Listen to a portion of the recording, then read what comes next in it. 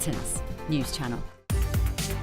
From the school run to the home run, watch a new show for all of Britain. So he can say whatever he wants. A straight talking show where all voices are heard. And, when are we going to stop talking about smashing the gangs and actually do it? With the stories that matter from every part of our country. There's a bit of a crash landing there for your Chancellor. Bold, fearless and standing up for you. That's me, Martin Daubney, 3 p.m. till 6 p.m, weekdays, here only on GB News. The People's Channel, Britain's news channel. Join me, Nana Okoye, for an informative, interactive news programme with a difference. It's fun. No, he didn't say that, Dave. I'm so surprised. I think there's an element of truth to that. Join me from 3 p.m. every weekend, only on GB News, Britain's news channel. Hi, I'm Michelle Dewberry and my show is your opportunity to cut through all the noise and dive in headfirst to some robust debates. Ideas clash. Situation, isn't it? Because the failure is... You're deliberately avoiding my point. Nothing's held back. And if you think this is the end of it, wait for more. And we do not shy away from the difficult stuff. Sometimes I want to shake people and say, if only you understood. So join me on Jubes & Co weeknights at 6 p.m, only on GB News, Britain's news channel. Britain deserves a newsroom that puts the facts and your voice first. Well, and that's what you get on GB News. Lively debates, lively conversation. And we're not afraid to hold power to account. And each other. So join me, Andrew Pierce. And me, Miriam Cates, for Britain's Newsroom, weekdays from 9:30 on GB News. I think GB News is completely unique in the way that we interact with our viewers. Our audience aren't afraid to have their say. They want their voices heard now, and they've got a channel where that can happen. I find more and more as I'm wandering around, people come up to me and they say, we saw you on television. I say, oh yes, on what? On GB News. Hello, are you the famous Sue? The whole crew with me here now. We came to celebrate. It's our job to be the eyes and ears of the viewers. They are part of the GB News family, and I'm pleased to say it's a very large family. And if people go to the time and trouble of listening and watching, then we've got to do a good job for them. Well, I'm here right in the epicentre of the protest. Here we go again. You just tuned in. Where have you been? It is raucous here tonight. That's what makes us the fearless champion of Britain.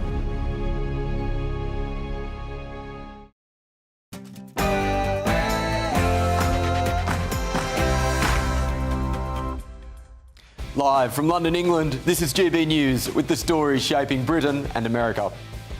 Putin steps up the rhetoric. Russia threatens to seize British ships in a dramatic escalation after their shadow fleet was stormed. But can the UK stand firm?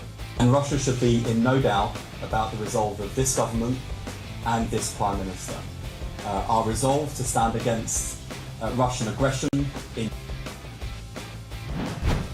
And a total eclipse of the heart. Isn't my producer Kieran a softie? Strangers unite in delight as Britain stops this evening to watch the sun in an incredible display. And of course we had the best of the best delivering it for you.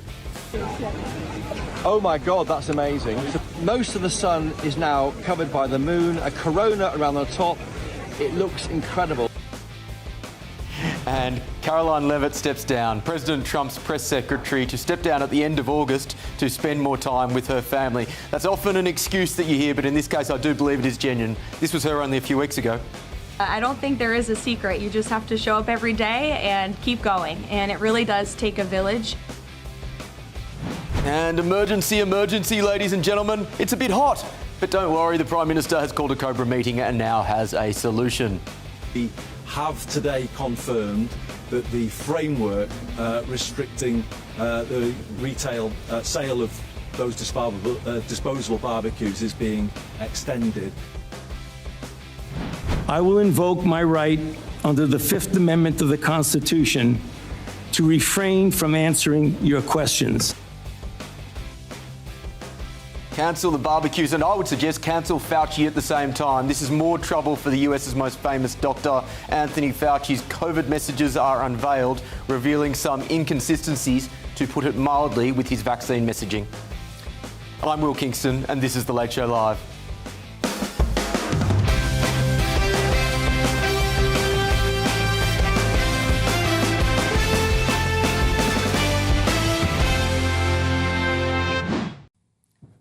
Welcome to The Late Show Live, ladies and gentlemen. It is lovely to have your company for another night. Thank you very much for joining me, and thank you to my panel. In London, we have Seb Salek and Christo Fufas, and in Washington, DC, we have Mally Smith and, as I can see there, and Hilary Fordwich, friends of the show, one and all. Thank you so much for joining me tonight, team. Let's go to the top news this hour, and that is Russia's Vladimir Putin has threatened to seize British commercial ships in a dramatic escalation of tensions in the UK. The warning comes after British commandos stormed a Russian-linked Shadow Fleet tanker in international waters in June, capturing 25 crew members. Putin says Russia could respond in kind if more Russian vessels are targeted, including in the Pacific. His fleet commander also claims Russia has identified 26 British commercial vessels in its exclusive economic zone. Well, let's get to the heart of the matter with former Conservative MP and ex-soldier Bob Seely. Bob, great to see you. Let's take a step back. What was the rationale for Britain basically taking on that Shadow Fleet tanker, and what does the term Shadow Fleet tanker actually mean? Okay, so the Shadow Fleet is basically the legal or illegal, very often, fleet that Putin is using to transfer and to sell oil around the world. Some of this is legal, but a lot of it isn't. There is a fixed price that the Western nations have set to ensure that Russia doesn't make too much money from its oil trade. A lot of people around the world ignore this, such as India, Turkey, etc. So this Shadow Fleet, which is vast now, it's the largest fleet of its kind in history, is taking this oil, very often illegal. Very often these ships were uninsured, under flags of convenience of very dubious quality, and actually a threat to the seas. And because some of this oil was also being offloaded from legal vessels onto illegal vessels, there was also a lot of environmental danger as well, because it was happening and there was some spillages, etc. So there is lots of grounds to stop these ships, but very often it's difficult to do because they sail in international waters, and basically the law of the sea tends to side with free movement and free movement of shipping. Right. Okay. So now, with Putin's response to this, he does the strongman routine better than most. Is this bluster, or should we be taking these threats seriously? Okay, so some of it's going to be bluster, but some of it won't. He sees Britain as his number one enemy. The Russian, if you look at the Russian media, Britain is the number one enemy. It is the eminence grise behind the liberal order. There's always Britain plotting to undermine and damage Russia. And there's some truth in that recently because of the work that Boris Johnson, Ben Wallace, Liz Truss did in ensuring a robust response to the invasion of Ukraine. So Bob, I'm sorry to interrupt you, but that's just really interesting. Would he even see the UK as the greater enemy of Russia above and beyond the United States? Yes, because he's got his claws into Trump's negotiating team, and Trump has been very ambivalent about support for the Ukraine, support for the war. So when it comes to the collective West, the main protagonist, the main enemy, is the United States. But the country that Putin is showing his ire to and his hatred of currently, which is the most convenient enemy, is undoubtedly the UK. And the problem for us here is that I have absolutely no doubt that they will be working out the chances, the possibilities of a short, sharp conflict of some kind against the UK, to see if others would get involved, to see how they could target and seize our vessels in a place that it would be very difficult for us to have an immediate effect back. So potentially in the Pacific, potentially in international waters elsewhere. It doesn't have to be a vessel saying, I'm from Russia. It could be a vessel which is a shipping vessel or a container vessel, which may have Russian special forces on it, which may cause or may try to engage in some kind of provocation. So there's very clever ways of doing this, which may be below the threshold of war, but will give West Streeting, the MOD, a considerable headache. So I would not rule it out. How prepared is the United Kingdom if there was an escalation of that kind? Well, we are incredibly unprepared. We have one ship that can deal with or monitor subsea cables. The Russians have been targeting potentially our cables for years. We don't know if they're putting devices on them. There's about 65 cables that carry 99% of the internet. Without them, we would be shut off, and it would be very easy to target them. Likewise, I mean, there was a piece in the Washington Post this week, you may have seen, China and Iran, but also Russia in the past, have been trying to cyber attack into the US water network, the water grid there, as well as the electricity grid. The Russians have been attacking elsewhere in terms of cyber, potentially to put malware onto systems in the United States. So if there is ever a conventional war, if there is a Pearl Harbor moment, it's not going to be in a conventional sense of the bad guys attacking allied military capability, but it will almost certainly be on our resilience to break down our society, to ensure that we are too busy trying to keep order in our own society because people have 3 days worth of food in the fridge. And if there's no food in the supermarkets, if there's no food in the shops, people will take to the streets, people will panic, loot, some will, carry out acts of violence. So the Pearl Harbor moment in future is going to be on the resilience of Western societies to cope with the cyber attacks, with the sabotage, with all these things that our enemies are planning. It's a jarring thought. And of course, on the politics of this, Al Khan's and John Healey's resignations in the dying days of the Starmer government were evidence of a lack of trust in that defence spending review. John Healey, conveniently, is now the the Chancellor. And so as a result of that, you would hope that there would be a greater commitment towards defence spending. How confident are you that this Labor government under the new Prime Minister can actually rise to the task? I'm not sure it can, to be honest. Look, I'm not. We know that there was underspending in defence for 30 years. Some of that was New Labour, some of that was the Conservatives, which is, an embarrassment that the Conservatives are going to have to live with. And I feel that as a former Conservative MP. Do I think that the Labour Party is serious about defence? No, because if they were, they would actually be finding savings elsewhere and they would be spending the money. If they do spend the money, it's because they're going to be forced to, and they will spend as little as possible to be credible. And the problem is, there's new kit that's needed. There's new theory about war. There's two nations at the moment that are redefining ground warfare. Well, one is Russia wants to destroy NATO. One is Ukraine wants to be part of NATO. We are years behind in terms of developing the kit. We don't have the necessary kit that can shoot down sort of cheap medium-range drones. We've only really got very expensive missiles. We need to develop a whole new industry around developing a new mass, which is going to come out of the mass use of drones and AI, and the fact that humans are now leaving the battlefield because robots are increasingly going to do the fighting for them. And so we're behind in doctrine, we're behind in the kit, and we're behind really in preparing for the threat. I don't know if there is going to be a war. I really hope there isn't. But what I do know is that the stronger your deterrence, the more likely you are to deter people. The weaker your deterrence, the less likely you are to deter. And the problem is we're still weak, really weak in that deterrence, both in terms of our own resilience as a society, but also our conventional military deterrence and capability as well. Sadly, it's something that left-wing politicians have just never instinctively understood. Bob, thanks very much for your time. Thank you. That was Bob Seeley there. Let's go to the panel. Christo, I'll go to you first in London. There are very serious threats to the United Kingdom today. We are living in an increasingly uncertain world. Whilst I think there is a lot of bluster around Vladimir Putin's comments, they should also at the same time be taken very seriously. How confident are you that as a nation, this country is prepared for what may happen if the worst case scenario was to come to pass? I have absolutely zero confidence whatsoever. I think that look, we should hope for the best, prepare for the worst. I mean, that would be the common sense thing to do. But unfortunately, your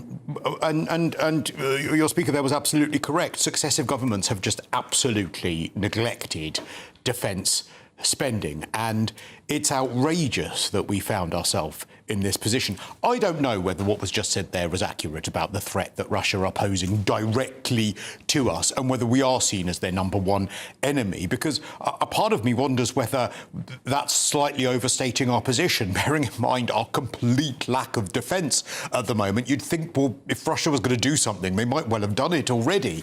But not necessarily, Bob was suggesting that Russia thinks we're the most formidable of their enemies, but perhaps he said, I think the term was the most convenient of enemies for us, which is perhaps even more damning. I can't help but think that they would have done something by now. So I worry a lot. I feel like there's been a lot of catastrophising about Russia over the last few years. That's not to say they're not a threat, but this imminent threat from Russia has been told to us for a few years now, and it hasn't actually materialised. Now, any sensible government, Conservative or Labour, would have been looking at that over the last few years and thinking we need to up our defence spending. We've not. What we've done is we've upped benefit spending. If any competent government now would be saying that the 400 billion that we're heading towards for our benefits payments by the end of this decade, you could take savings from that today and put those towards defence. We should not be looking towards the end of the next parliament, or this parliament, sorry, to get to 3%. We should be at 3% by the end of this year. Yeah. And on the nature of the threat, I largely agree with you. I think we have a tendency to overestimate the threat from Russia and dramatically underestimate the geopolitical threat from China. But to the point that Christos just made, Seb, that really there are difficult trade-offs that need to be made when it comes to defence spending, and the most obvious area where you can find extra money for defence spending would be in welfare. But it doesn't appear like this Labor government has the appetite to cut that. I have limited sympathy for that, but it seems to be a panacea that many on the right reach for as the answer to the question. And the reality is there's only so much money in benefits, and if you cut benefits, you get knock-on issues because it costs money to live, and the amount of money it costs to live is going up and up and up. And if people can't live, then they end up on the streets, then they end up rioting, then you get civil unrest, and then you're back to the problem that we were trying to avoid with the Russian aggression. That's not money that is materialised. That's taxpayers' money. Our taxes are the highest in history, and a massive amount of that is going towards welfare. So if you cut welfare spending, well, that would be good for absolutely everyone, and it might actually drive if you're a welfare recipient or you're receiving not a lot not welfare. Well, and yes, also, but I think the about point that Christo is making is, I suspect that there are many people who are getting welfare that should not be getting welfare. Yeah, 1 million younger people that have anxiety, for instance. I'm sorry, but we're not doing them favours. How much do you think you're going to save from that? 3 to 4 billion. And how much is that going to get you in defence spending? Well, it wouldn't hurt. 3 to 4 billion. But what's that going to get you? Almost nothing. Defence is expensive. We're talking multiple billions here. So reaching for the benefits lever every time this conversation comes up is vastly. How about the 10 billion for benefits that go to foreign citizens? Let's add that. So we're up to 14 billion now. Do we want to have an argument about benefits? Do we want to have an argument about defence? Well, Christo, this is the point, right? The point is you can't have both. You can't have a robust defence spending and a huge welfare bill. I mean, we currently spend about, I've just looked it up, between 60 and 70 billion per year on defence. Well, the 10 billion that Will and I have just come up with practically on the back of a fag packet, I mean, if there was one here, we'd be drawing on it right now. I mean, that's a big chunk of 60 to 70 billion. That's like, nearly 20% of 70 billion. So it's quite a lot. Yes, but it has knock-on effects, once more. You can't just cut benefits and expect nothing to happen. 15%. People say, oh, fine, I don't have my benefits anymore, I'll just crack on. These are people who are living on the breadline. A lot of them are in work. I don't believe that the 400 billion... I believe that there are genuine people who need welfare, without a doubt. Of course there are. I don't believe that the 400 billion that we are spending... I have more sympathy for the people who are paying the highest in taxes in history that are contributing to that than I do for some of the people on welfare that could do without it. I want to get the thoughts of the panel in DC, and I'll go to you first, Hillary. I guess where this conversation, to sum it up, is that countries need to make trade-offs, and the places that you choose to put your spending is a reflection of your national priorities. In this instance, I think that the priorities of this government are very much skew if you are placing so much money in welfare at the expense of keeping the nation safe. Yes, absolutely, Will. By the way, pleasure to be back with you again, and Mally and the other panellists. But I will say we should all remember John Healey. He actually resigned, of course, in the UK, and And his quote was, "We have money for benefits, but not for bullets." I think nothing says it better. And there's no point in having all those benefits to help people if they're eventually going to die because you haven't protected them and there's an invasion. Of course, we've seen the invasion of migrants, but I think it all comes down to, obviously, again, what are your priorities? And also benefits. I've always thought benefits are fine for anybody that's truly handicapped, for the elderly, and for veterans that have been wounded in a war. Everybody else should be working. All of this mamby-pamby stuff and this snowflake stuff with these young people that have, oh dear, all these like emotional issues, it's absolutely ludicrous. They need to man up, or woman up as the case may be, and the nation needs them to be serving the nation and working and paying taxes. Now, as for the fact that you can't cover everybody, of course you can't cover everybody. The savings that we just talked about, being able to just like scratch out on a notepad there, or you said on a fag packet, and most Americans don't know what that is. That's a cigarette packet, everybody. That's the English word. dread to think what Americans might think that is. Completely different. They don't know in America. But very seriously, I think this whole thing with Putin, don't forget, he is trying to deflect from what is happening in the Ukraine, and the EU has imposed greater and greater sanctions on the Russians, and what they've done is they've used flagships, and those are the ships where they've taken from other nations, put phony flags on them to try and circumvent the sanctions. That's what this is all about. He needs to look like the big, brave Putin, which is why he was dressed in fatigues, and he needs to look big and bold to his people. That's what this is about. Mally, it feels like with all of the focus on the Middle East and Iran over the last 6 to 12 months, that the Russia-Ukraine conflict has been lost a bit. How are the American people and American politicians feeling about that conflict in Europe at the moment? Well, the debate about aiding Ukraine is still very active, especially among the political right, but it has really been subsumed by the larger conversation about what's going on in the Iran war, because as you might imagine, Americans were not great at keeping track of what's going on outside of our borders. But as the Iran war has been happening, it has been tough for the Russians because the Ukrainians have been able to figure out how to very successfully use drones, and to use drones deeper and deeper into Russia's territory to strike at their gas and energy infrastructure. So I think what you're seeing here is President Putin is kind of backed into a corner. The war is not going well for him. The U.S. just recently actually passed in the Senate, and hopefully it'll pass the House, a sanctions bill to further sanction Russia and other countries that trade with Russia with their oil and gas. It was named after the late Senator Lindsey Graham.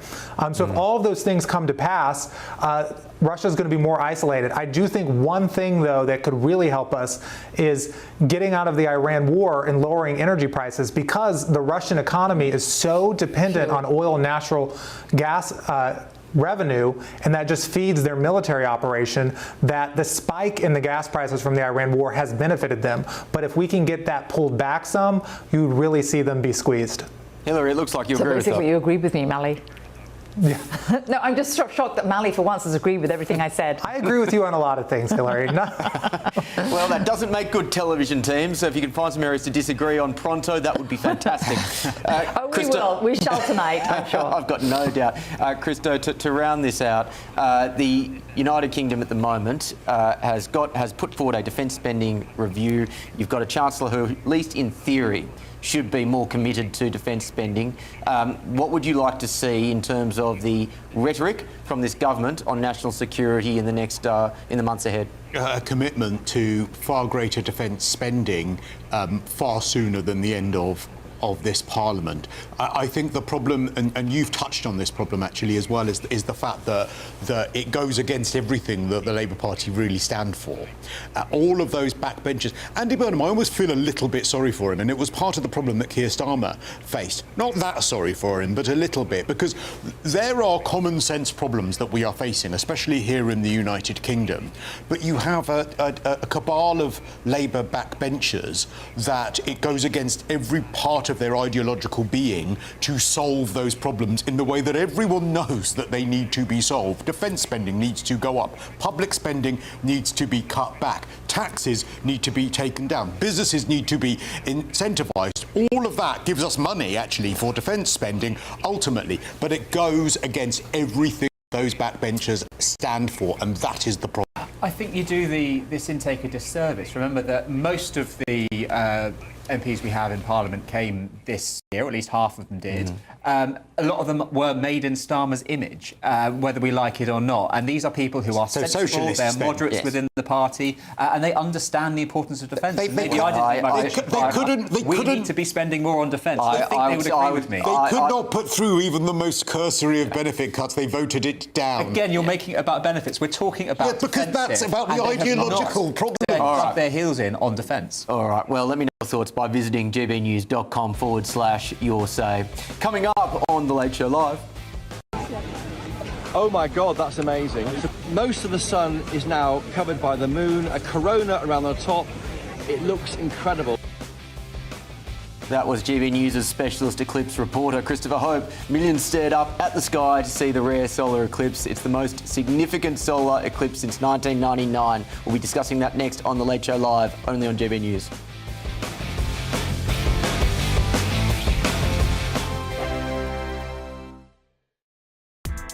Join me, Nana Akweer, for an informative, interactive news programme with a difference. It's fun.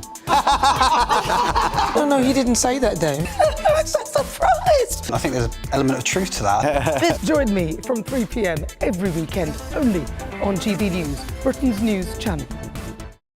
Hi, I'm Michelle Dewberry, and my show is your opportunity to cut through all the noise and dive in headfirst to some robust debates. Ideas clash. Situation, isn't it? Because the failure is you're deliberately avoiding my point. Nothing's held back. And if you think this is the end of it, wait for more. And we do not shy away from the difficult stuff. Sometimes I want to shake people and say, if only you understood. So join me on Jubes & Co. weeknights at 6 p.m, only on GB News, Britain's news channel.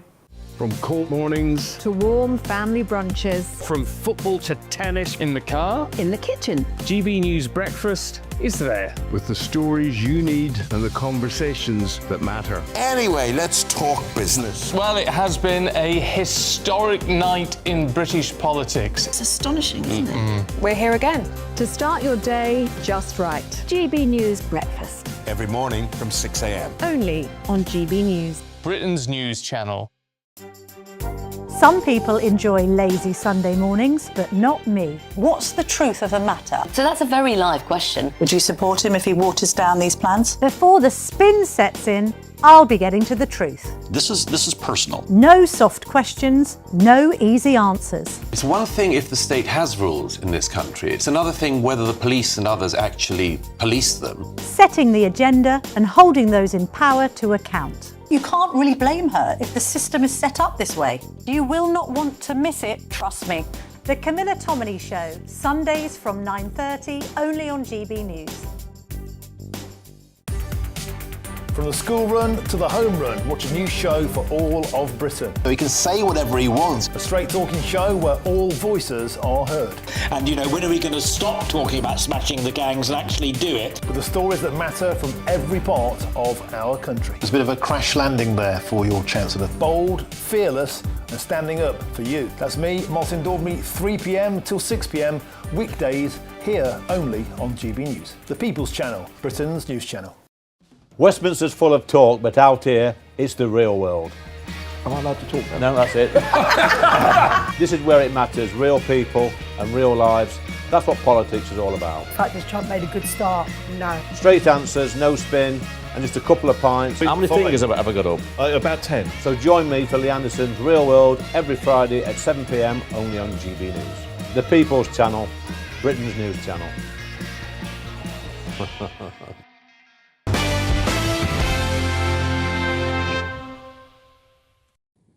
Welcome back to The Late Show Live. Now, the UK experienced its most dramatic partial solar eclipse since 1999, with the moon obscuring 90 to 96% of the sun. A total solar eclipse fell across parts of Greenland, Iceland and Spain. Meanwhile, in America, it was visible across the northern US with a viewing area stretching from Alaska to North Carolina. The next total solar eclipse in North America isn't scheduled until March 30, 2033. Put it in your calendar, ladies and gents, and it will only be seen in Alaska, according to the National Solar Observatory. Well, with me now is space engineer Mattia Barbarossa. Mattia, great to see you. Now, did you manage to see any of the eclipse? Unfortunately not. I'm currently connected from the Florida Gulf Coast University where I work. And here in Florida, we didn't get to see any of that because unfortunately, the geometry of the orbit didn't allow us. But we will have to wait for quite some time here in the US, while for Europe, we will have just to wait one more year. So I was a rubbish science student. And for simplicity, just explain to me, what exactly are we looking at? What's going on there? Well, we can take as an example, for example, these two balls to represent the moon and the sun. And when we look at the size of those two, well, actually, we are talking about two different objects of very different scale. The moon is about 400 times smaller than the sun, while the sun is 400 times farther away than the moon. So from our vantage point, the moon, even though it's much smaller, it is also much closer to Earth, and it managed to eclipse the sun in just the right way so that we can obscure the entire disk of the sun and have our total eclipse. And we are very lucky that we are within just a few percent point where we can actually see the atmosphere of the sun, which is called the corona, the outer atmosphere. And at the same time, we can have the moon not obscuring the entire atmosphere. At the same time, we also have annular eclipses where the moon eclipses only part of the sun because it can be closer to Earth compared to what it was nowadays. And those are the more common one, but not really as beautiful as the one we have seen today. Oh, if only I had you as my science teacher, Matty. That suddenly made it all clear to me. Now, I've been bombarded with messages throughout the day not to stare at the eclipse because it would be bad for my eyes. Is that just more woke nonsense or a legitimate concern? It is a real concern. The sun is extremely bright. We don't see it really. We don't really stare at the sun from every day. But during those events, we are really attracted to what's happening up in front of us, and so we tend to stare more. And there is this fun infographic that I've seen recently where you could see. We may have lost Mattia there, unfortunately. Past the 2024 eclipse. We may have lost Mattia there, unfortunately. But I'm very, very happy, Christo, that we did get that scientific explanation, balls and all. And a very big apology, Mattia, to cut you off there. Now, Christo, what did you make of the eclipse? Were you overcome with a wonderful moment for humanity? No, no, not really. I mean, I kind of remembered that it was happening when I looked outside at about, I think it was like 7:20. And I noticed it all looked a bit overcast, and I was like, oh, yeah, then there's been an eclipse. And I said to my partner, I said, oh, there's an eclipse outside. And so we went outside into the garden, and one of my neighbours was hanging out of his window, and he said, oh, you've missed it all, it's all over. And I was like, OK. And then we went back inside, and then I had a cup of tea. Sev, I think the most interesting thing about Eclipse Day is that it reveals two very different types of people. It reveals the people who go, what a wonderful world that we live in. This makes me feel like I'm part of something bigger than myself. There is the awe of human nature, and I feel inspired and alive. Well, I don't think you're one of those people. I don't know this for sure, but I don't think you're one of those people. And I'm closer to Christo, where I was looking at it, and I probably was staring at the sun for longer than I should have. So if I struggle with the auto cue, ladies and gentlemen, that's why. And I went, oh, is this it? So I thought I was going to be Team Christo, but I went round Paddington Basin with TV's Dawn Neeson, and there were people assembled there and everybody was looking up, and I just thought, every time this has happened throughout history, we simple humans have done the same thing, and that was a really lovely moment. And that thing was staring at it, naked eye, burning your retinas. They were all doing it. I'm stunned. You're not alone, mate. Can I just say, by the way, I think it's absolutely hilarious that you think not burning your own retinas is woke nonsense. That might be one of my favourite things you've ever said.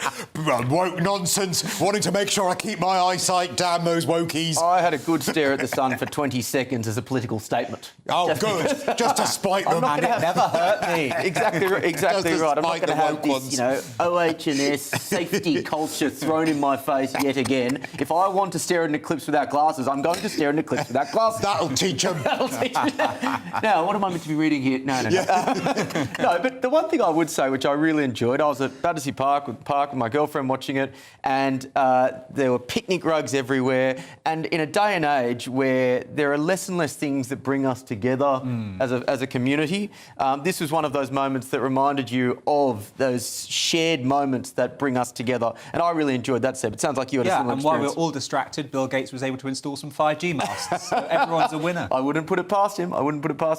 You said you were just outside, Christo, in the backyard? Yeah, I just went out to go. In fairness, my partner had been away and had just got back after 2 weeks, and so that was why we were kind of distracted chatting away and everything. But in fairness, I think that's actually a really lovely point you've just made, that those shared moments it's like royal weddings and things like that. It's actually not always the event, it's the fact that you can share it with other people. Yeah. So I think on that note, maybe we are a little bit grumpy. And there's less of that, isn't there? With linear TV going down the toilet. And the Labour backbench. Except. Ladies and check gentlemen, yourself. Where are you? You're in the studio. I will wash out Seb Selleck's mouth with soap. There are certain inferior channels going down the toilet. GB News is going stronger than ever. Don't you worry about that. We're going to be here when the next eclipse comes around. Still ahead on The Late Show Live, ladies and gentlemen. We have Carolyn Levitt, who is stepping down to spend more time with her 2 young children, calling the decision bittersweet, but the right choice for her family. This is The Late Show Live, only on GB News.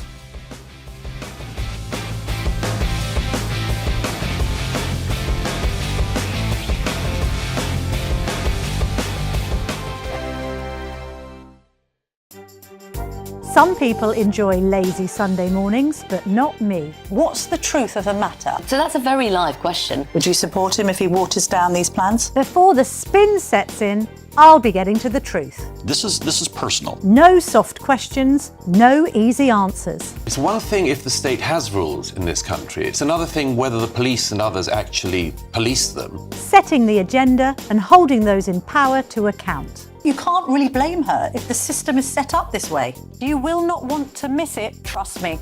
The Camilla Tominey Show, Sundays from 9:30, only on GB News.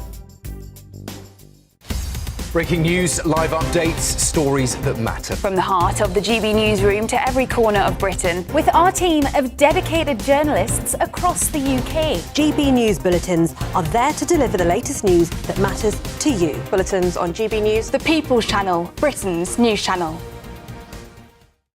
Hi, I'm Michelle Dewberry, and my show is your opportunity to cut through all the noise and dive in headfirst to some robust debates. Ideas clash. Situation, because you're deliberately avoiding my point. Nothing's held back. And if you think this is the end of it, wait for more. And we do not shy away from the difficult stuff. Sometimes I want to shake people and say, if only you understood.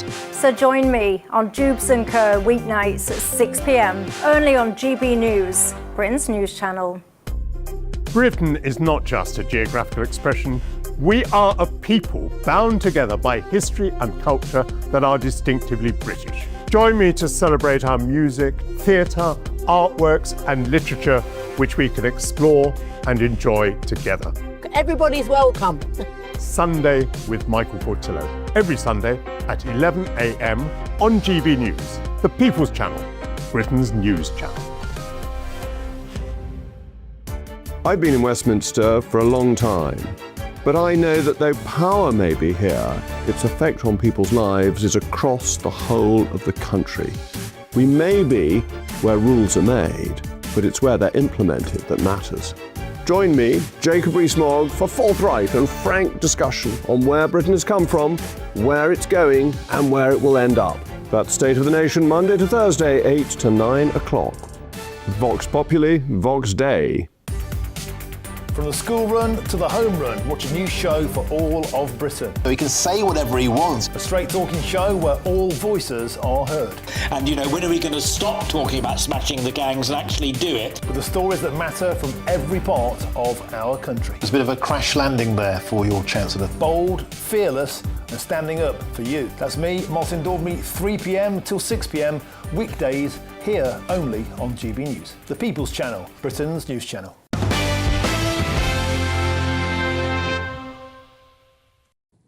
Welcome back to The Late Show Live. Donald Trump has announced that White House Press Secretary Caroline Leavitt will leave her role at the end of August. The president praised the 28-year-old as one of his most trusted aides, saying he respects her decision to spend more time with her family. Leavitt said she is stepping down to spend more time with her 2 young children, calling the decision bittersweet, but the right choice for her family. Let's go to DC first on this one. Hillary, I'll start with you. I must admit, when I first saw this appointment, what was it, a couple of years ago now, I looked at Caroline Leavitt, I heard how young she was, and I just went, there's no way in the world that someone in their mid-20s can take on possibly the hardest job in the world. And I saw her, she's beautiful. I wondered whether Trump has picked her because she just looks great on TV. But she has been an absolute force of nature, one of the most impressive political talents I have seen in modern American politics.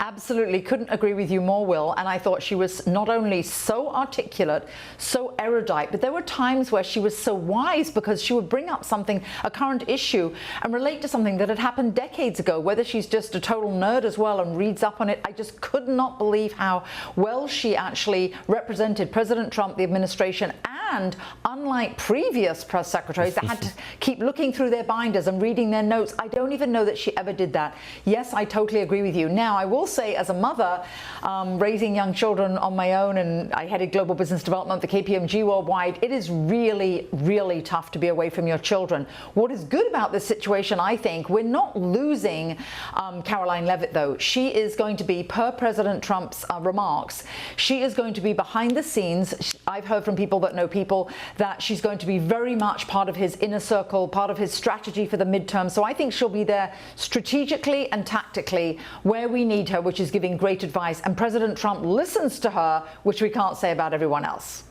Mally, how do you compare the Karine Jean-Pierre era with the Caroline Leavitt era? I think that Caroline Leavitt does what President Trump wants her to do, which is she is a fighter and she pushes back on the press. And it's also a tough job because we know President Trump likes to view these press conferences they have. That's not something every president does, but President Trump watches these and is an active critic there. So it adds a level of scrutiny. And it doesn't surprise me that after 2 years, she's deciding to take a step back. Usually when it comes to a tour in the White House, people do it for about a year, 2 years. It's very rare to see someone do it 4 years because when you're working in the White House, when you're working in the administration, you have no life-work balance. You are just working all the time. The stress in the job is incredible. And especially with having a newborn, I think it makes sense for her to step back, focus on her family, and also probably take a minute to just go over the last few years and what a crazy ride it's been. And Hillary, on that, big future ahead of her. Don't count her out. No, I agree with that. And Hillary, on the decision to step back and spend more time with her family, sometimes that is used as a euphemism for being pushed out the door. It doesn't appear there's any suggestion of that happening here. It sounds like that is a sincere comment. That's absolutely, I believe it's sincere. I haven't heard from anyone in the administration. There's no indication of that. And I think this all falls in line. She did come back very quickly, of course, from her maternity leave. And to Mally's point, people don't last long in that position. Some of the men have lasted longer. I know that Ed Henry was there quite a while, but it isn't normal to last even through necessarily an entire administration. But she is so young in her 20s that we will see more of her. I can predict that on some major networks. I'm certain she's got a very big future ahead of her. She can be, as I mentioned, this erudite, this articulate at her age. She's got a big time future ahead of her. So we won't forget her and don't count her out. Mally, any whispers around who may succeed her? None that I'm hearing, but also I don't think anyone in the Trump administration would whisper to me. I wouldn't be a trusted source. But yeah, whoever joins, it's going to be, I think, a tough few years because, there's the potential that we might have a Democratic House. So there's going to be a lot of back and forth between a potential Speaker Jeffries and President Trump. So whoever takes her job, I think is going to have to know that there's probably going to be a lot of conflict and fights in that press room to come. Let's go to the panel in London now. And Christo, when I look at Caroline Leavitt on the podium addressing the White House press corps, I am reminded of the mediocrity of so many politicians and aides in the United Kingdom. When you look at PMQs, you know, Kemi Badenoch, who I think is doing a good job, but she still can't deliver questions without looking down at her notes. Keir Starmer couldn't answer questions directly, and then when he did try, he was again looking down at his notes in the most uncharismatic way possible. Yeah. You know, this is a woman who was, whatever you think of the political aspect, a genuine political talent, a genuine talent. Well, it's the fearlessness, isn't it, of being able to just riff and bat off questions. And do you know what? The names you just listed off of some of the previous press secretaries, I have to say, I kind of was like, oh, who was that? I don't remember all of them, but I remember her because she was quite formidable. And you're absolutely right. I love the way that she used to bat off some of the stupid questions that she would get. But can I also say that I really like the fact that she is unashamedly saying, and I think words to the effect in her statement, look, I love what I'm doing, it's been a blast, but I can't be a good mum and do this job. And I love that she's saying I'm essentially just gonna choose to be a mum for a bit. And I think that a lot of women sometimes feel a bit guilty about that, or would want to put their career first. And so I think that's really refreshing and nice. And Seb, that word fearlessness from Christo I think is the right one. I look at so many politicians in this country and I see a fear of actually taking on a debate, of actually putting themselves out there. So often you will have Labor MPs who will refuse to do the morning round on GB News. I give some credit to Andy Burnham for doing that interview with Christopher Hope yesterday. But this was a woman who actually did not have any fear in actually taking on hostile journalists and making the case. I wish we would see more of that on both sides of the political spectrum in the UK.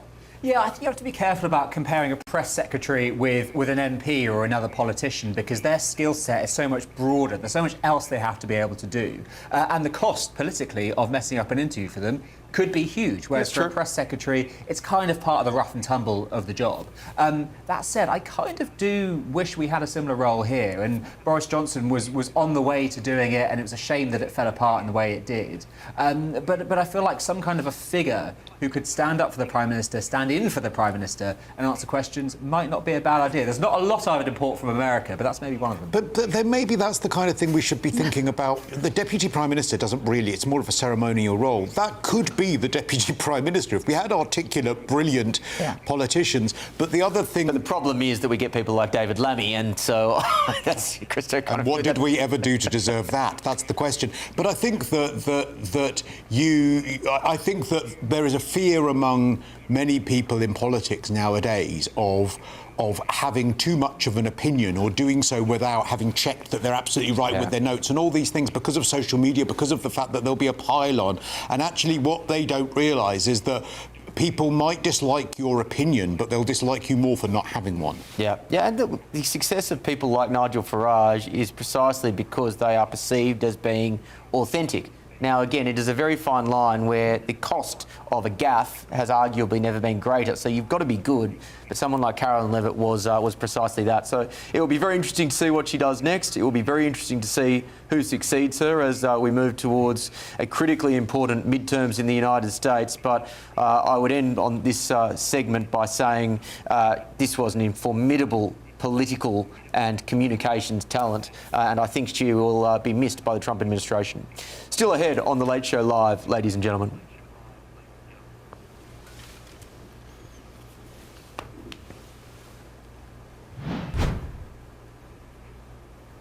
Well, you will certainly get Seb Salek and Christo Fufas, that's for darn sure, and you're going to get a whole lot more, including this.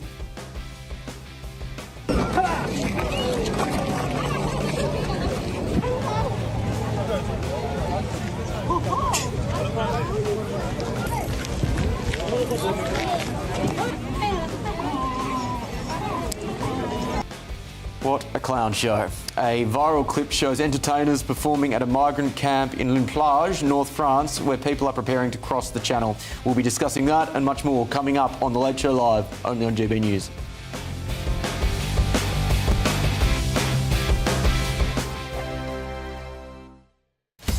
Breaking news, live updates, stories that matter. From the heart of the GB newsroom to every corner of Britain, with our team of dedicated journalists across the UK. GB News bulletins are there to deliver the latest news that matters to you. Bulletins on GB News, the People's Channel, Britain's news channel. From court mornings to warm family brunches. From football to tennis in the car. In the kitchen. GB News Breakfast is there. With the stories you need and the conversations that matter. Anyway, let's talk business. Well, it has been a historic night in British politics. It's astonishing, isn't it? We're here again. To start your day just right. GB News Breakfast. Every morning from 6 a.m. Only on GB News. Britain's news channel. Westminster's full of talk, but out here, it's the real world. Am I allowed to talk now? No, that's it. This is where it matters, real people and real lives. That's what politics is all about. The fact that Trump made a good start, no. Straight answers, no spin, and just a couple of pints. How many fingers have I got up? About 10. So join me for Lee Anderson's Real World every Friday at 7 p.m, only on GB News. The People's Channel, Britain's news channel. At GB News, we love to hear from you, our loyal community. So drop us a line at gbnews.com/yoursay. There you can talk to each other and also to the presenters live on air. gbnews.com/yoursay, because GB News is your channel, Britain's news channel. Join me, Nana Akwe, for an informative, interactive news programme with a difference. It's fun. No, he didn't say that, Dave. I'm so surprised. I think there's an element of truth to that. Join me from 3 p.m. every weekend, only on GB News, Britain's news channel. You want to know what's really going on in the corridors of power? Labour don't know what to do with you half the time, and that makes you quite lethal in the chamber. Get behind the headlines with Chopper's political podcast. Join me, Christopher Hope, as I sit down with the great and the good of British politics. We'll see where this ruling takes us. These are the stories shaping our nation. Chopper's political podcast, available now on all platforms. Listen in and stay ahead. Hi, I'm Michelle Dewberry, and my show is your opportunity to cut through all the noise and dive in headfirst to some robust debates. Ideas clash. Situation, isn't it? Because you're deliberately avoiding my point. Nothing's held back. And if you think this is the end of it, wait for more. And we do not shy away from the difficult stuff. Sometimes I want to shake people and say, if only you understood. So join me on Jubes and Kerr weeknights at 6 p.m, only on GB News, Britain's news channel.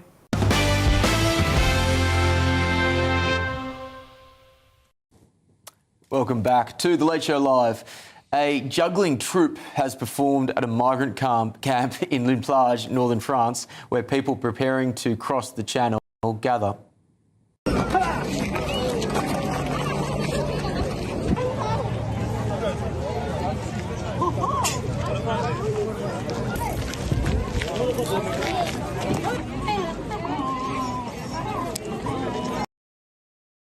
The camp is also used by people smuggling gangs operating large dinghies for journeys to Britain. The unusual performance comes as authorities continue efforts to tackle dangerous channel crossings. Christo, yet another example of suicidal empathy on the illegal migrants crisis. We talk a lot about the gangs and how dangerous they are and how they enable this horrific and I'm going to use the word, invasion of this country. I don't think we talk enough about the NGO sector that enables this. I don't know whether this is specifically an NGO organisation that is funding this, but there is part of a wider network of groups that seem to want to have this practice perpetuated. Well, it's about...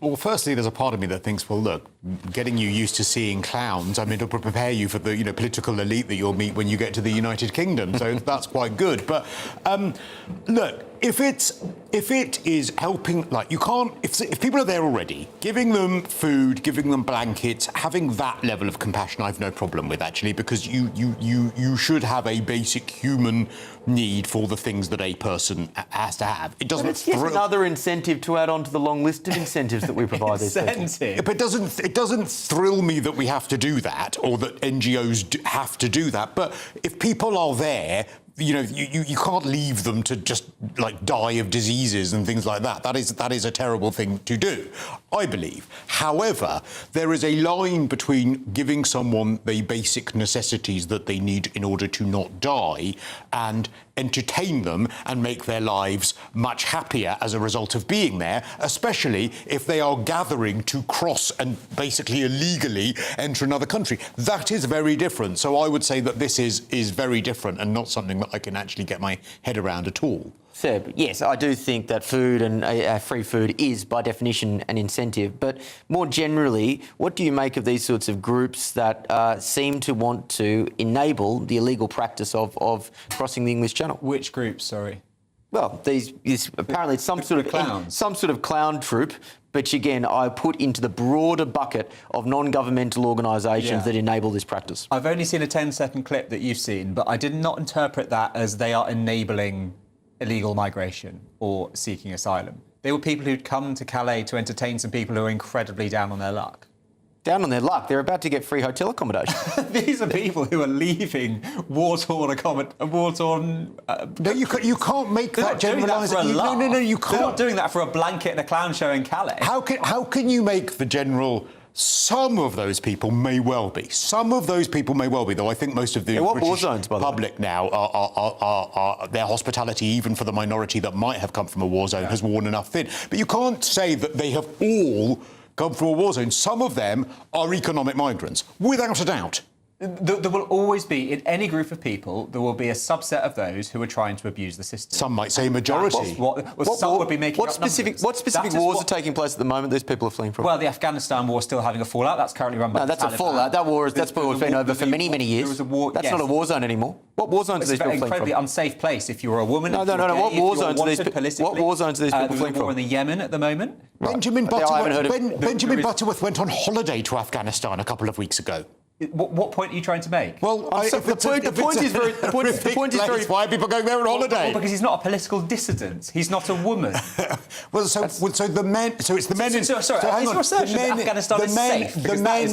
My assertion is it's not a war zone, Seb, and you say these people are fleeing war zones. Quite recently, and who made it? What do you mean quite recently? We did. Hang on. So are you saying that the men in Afghanistan make it very unsafe for the women? No, I'm saying that the Taliban make it unsafe. I see where he's going here, ladies and gentlemen. Why are we then bringing the men here if they're making it unsafe? Are you suggesting it's not men in Afghanistan making it unsafe for women? It's so simple. If you are being persecuted by the Taliban, it's in your interest to leave the territory that is run by the Taliban. Who is it? Is it men or women in Afghanistan making it less safe for women? It's the Taliban. It's the men in Afghanistan, so therefore why are we bringing the men over here? I'm not giving you the answers you want, so don't fill them in. It is the Taliban. What, those terrible female members of the Taliban? Well, I think that's... I think that's... I'm trying to make the point that why are we bringing them in? Stop there. That's a revealing conversation, but that's all the time we have for now. There's more coming up in the next hour, including this. We have today confirmed that the framework restricting the retail sale of those disposable barbecues is being extended. Andy Burnham has chaired his very first Cobra meeting, not about Vladimir Putin or Iran or the illegal boats crisis, but about a bit of warm weather. We'll be debating that next.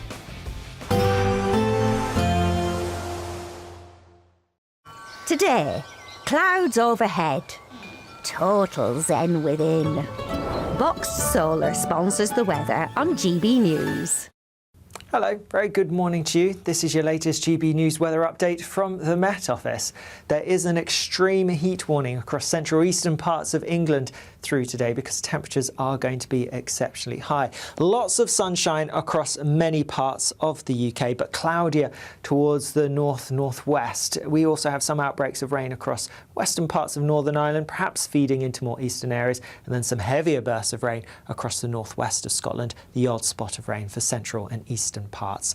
As I mentioned, an extreme heat warning out because temperatures could reach highs of 36, 37, possibly 38 Celsius around central eastern areas. Fresher than this towards the north and west. Actually, in western areas, it's going to be a little bit fresher than yesterday. Into the evening, more showery bursts of rain across many parts of Scotland. Still some heavier ones affecting the northeast of Scotland. Lighter outbreaks of rain elsewhere, but the odd heavier burst not out of the question. Similar across Northern Ireland. A dry, fine end to the day across much of England and Wales. However, yes, there may be some cloud around, particularly towards north coastal parts of Devon and Cornwall, and that will feed further inland, but most places having a clear evening and a clear night. Quite a warm night to come, despite the fact that there will be a lot of clear sky around. In fact, it could be a tropical night, temperatures staying above 20 Celsius in some places, especially towards the southeast. Under the cloud and rain, it's not going to be especially fresh, but there could be a few spots of rain still to come across parts of Scotland and Northern Ireland, pushing into northern England through the early hours of tomorrow morning as well. Apart from a bit of showery rain across some northern northwestern parts, again tomorrow's looking like a generally dry day, especially towards the southeast. Just a bit more cloud across central western parts of England and Wales, and feeling fresher as well. Fresher air coming in, temperatures though in the southeast still getting into the low 30s. Today, clouds overhead, total zen within. Box Solar sponsors the weather on GB News. Join me, Nana Akweer, for an informative, interactive news programme with a difference. It's fun. No, he didn't say that, Dave. I'm so surprised. I think there's an element of truth to that. Join me from 3 p.m. every weekend, only on GB News, Britain's news channel. Britain is not just a geographical expression. We are a people bound together by history and culture that are distinctively British. Join me to celebrate our music, theatre, artworks and literature which we can explore and enjoy together. Everybody's welcome. Sunday with Michael Portillo. Every Sunday at 11 a.m. on GB News, the People's Channel, Britain's news channel. At GB News, we love to hear from you, our loyal community. So drop us a line at gbnews.com/yoursay. There you can talk to each other and also to the presenters live on air. gbnews.com/yoursay, because GB News is your channel, Britain's news channel. Some people enjoy lazy Sunday mornings, but not me. What's the truth of the matter? So that's a very live question. Would you support him if he waters down these plans? Before the spin sets in, I'll be getting to the truth. This is personal. No soft questions, no easy answers. It's one thing if the state has rules in this country. It's another thing whether the police and others actually police them. Setting the agenda and holding those in power to account. You can't really blame her if the system is set up this way. You will not want to miss it, trust me. The Camilla Tominey Show, Sundays from 9:30, only on GB News. From the school run to the home run, watch a new show for all of Britain. He can say whatever he wants. A straight talking show where all voices are heard. And when are we going to stop talking about smashing the gangs and actually do it? With the stories that matter from every part of our country. There's a bit of a crash landing there for your Chancellor. Bold, fearless and standing up for you. That's me, Martin Daubney, 3 p.m. till 6 p.m, weekdays, here only on GB News. The People's Channel, Britain's news channel. Westminster's full of talk, but out here, it's the real world. Am I allowed to talk now? No, that's it. This is where it matters, real people and real lives. That's what politics is all about. The fact that Trump made a good start, no. Straight answers, no spin, and just a couple of pints. How many fingers have I got up? About 10. So join me for Lee Anderson's Real World every Friday at 7 p.m, only on GB News. The People's Channel, Britain's news channel.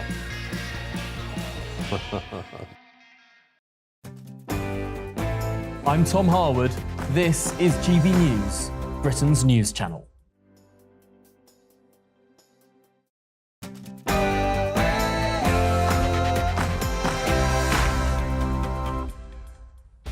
Live from London, England, this is GB News with the stories shaping Britain and America.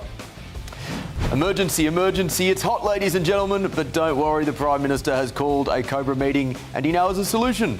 We have today confirmed that the framework restricting the retail sale of those disposable barbecues is being extended. Yep, ban the barbecues, that'll do it. Elsewhere, a total eclipse of the heart. Strangers unite in delight as Britain stops this evening to watch the sun in an incredible display. And of course, we had the best of the best delivering it for you. Oh my God, that's amazing.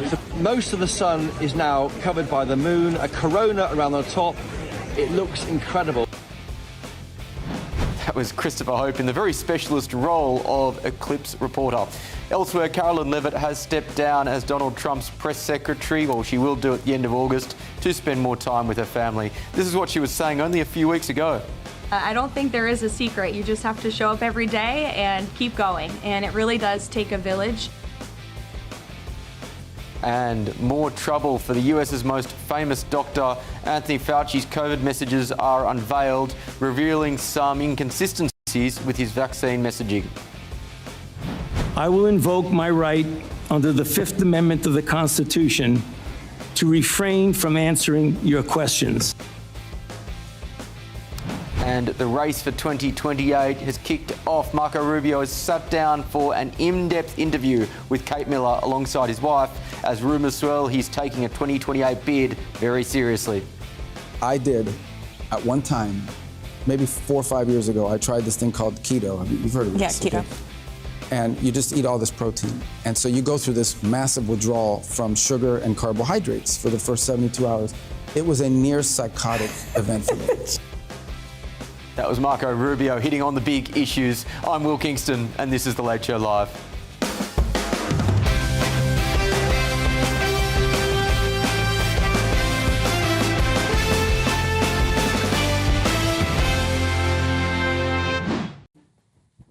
Welcome back to The Late Show Live for a second hour, ladies and gentlemen. Thank you so much for staying with us. And thank you to my panel as well. In London, we have journalist, broadcaster and GB News fan favourite Christo Foufas and former Labor councillor, dare I say it, not quite a GB News fan favourite, but begrudgingly respected by one and all, Sebastian Salek, and in Washington DC, political commentator Hilary Fordwich and Democratic strategist Mally Smith. Friends of the show, one and all, thank you for staying with me, team.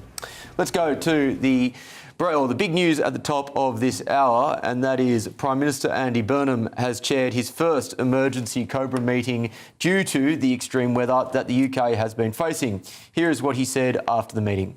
We have today confirmed through the National Fire Chiefs Council that the framework restricting the retail sale of those disposable barbecues is being extended. And now I would ask all retailers, big and small, to adhere to that framework. Longer term, we will look at whether a temporary ban in the summer months is justified. But for now, we are calling on all retailers to observe that ban particularly. Ban the barbecues, eh? Well, temperatures could reach 38 degrees Celsius across parts of England tomorrow, while more than 70% of England is now under drought status. Officials are also responding to wildfires and pressure on the NHS, with cooler weather expected from the weekend. Now, question is, do we really need a Cobra meeting for hot weather? With me now, Chair of the London Green Party, Eugene McCarthy. Eugene, I would suggest that you think that this Cobra meeting was very much necessary. Yeah, you'd be right.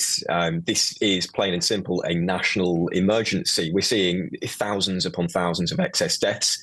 We're facing acute water shortages up and down the country. And that will, of course, lead to food shortages later in the year. We're seeing food prices expecting to rise quite substantially as we go into winter and into the new year. So this is a serious issue.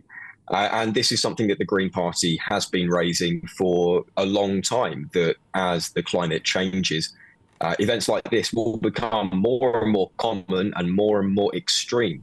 The solution to that, I think, is a lot bigger than banning disposable barbecues. It's a tiny thing. How about we start talking about building reservoirs? We haven't built a reservoir in England since the 1990s. And since then, our population has grown by 10 million. And we didn't have heat waves like this, our fifth heat wave this year, back in the 90s. So we're not prepared at all.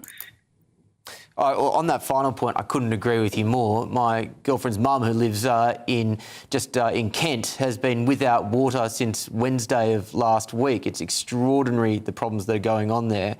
But more generally, I would suggest, and again, I'm not denying that there may be excess deaths as a result of unusual heat, but the ratio of deaths as a result of cold weather to hot weather in this country is about 10 to 1, but we never really talk about deaths from the cold, and I would suggest that's because it doesn't fit a particular political narrative. I disagree. I mean, this is something that is new for us. We haven't really had to deal with before. Our homes are not designed for the hot weather. Our offices aren't designed for the hot weather. And that has a huge impact, obviously, on physical health, but also on economic productivity. You know, there was a report put out that these heat waves, and this was about a month ago, they'd cost the economy $3 billion. We've now had 2 more heat waves since then, so it's going to be significantly more than that. And this is something that will only get more and more usual and more extreme as the years go on. So it sets out the trajectory of where we are going as a country. And, you know, let me be very, very clear. This is only just the start of it. The consequences of this heat wave and severe drought across lots of England is only just starting. The food shortages are going to drive up the cost of living even further for families across the country that are already struggling. The water shortages, combined with an absolutely terrible state of water privatisation in England in particular, it's ridiculous. Do you support the installation of more air conditioners as a mitigation, whether against doing that the Green Party are pushing them to do? Yeah. So, Eugene, do you support the installation of more air conditioners as a mitigation against this hot weather? You know, our homes are not allowed legally to have proper windows that open to give you ventilation. Those don't overload our energy grid, which, by the way, is really out of date and hasn't had the investment it needed, which is why there's a lot of opposition to air conditioning. People aren't just grouches. Our grid cannot handle it. But we can't open our windows in lots of places. Regulations mean they can only open a tiny crack because they're designed to keep the warmth in winter. But if you open the window when it's really, but Eugene, when you open the window and it's really hot, it then just hot air comes in. Air conditioners are more effective, surely, because the air is cold. Yeah, there's all sorts of architectural designs like that. I mean, look at places look in North Africa. They have architectural designs to keep that airflow going through. So you get the hot air from outside, sure, but it's cooled down through nice tall windows, air flowing through the building, really old ancient techniques that do still hold up today. Sure, they're not as effective as air conditioning, but they're a hell of a lot cheaper. Yeah, but then leave it up to the consumer to work out whether they want to pay for air conditioning, surely, as opposed to North African architectural techniques. Yeah. I mean, that's what I'm saying. That's what I'm saying. But there are so many cheap things that we could be doing across the board, which are just banned by the government outright. Well, on that, I think we have common ground. The less nanny statism, the better in this country is what I say. Eugene, thanks very much for your time. That was Eugene McCarthy, and it is an interesting look. Okay, let me park no, I'm not going to park the air conditioner conversation because I can see the face of Christo Foufas. Christo, your thoughts?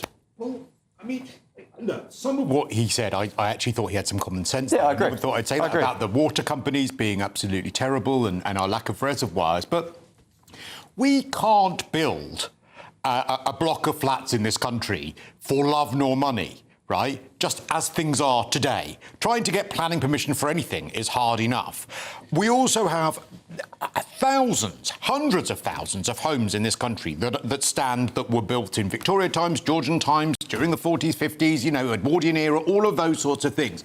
The solution to this is not North African building techniques. I mean, genuinely, how long would it take for us to replace our housing or worry about new housing that has North African building techniques? And I take issue also with his point saying when you very, very fairly raised, how come we hear so much about hot weather? It fits a narrative. Cold weather, we never do. Well, I disagree that we don't hear. We don't hear that fine, cold weather is terrible. What we do hear is a constant demonisation of fossil fuels, which, of course, is the thing that meant we had central heating. And tens of thousands of people died every single year from the cold.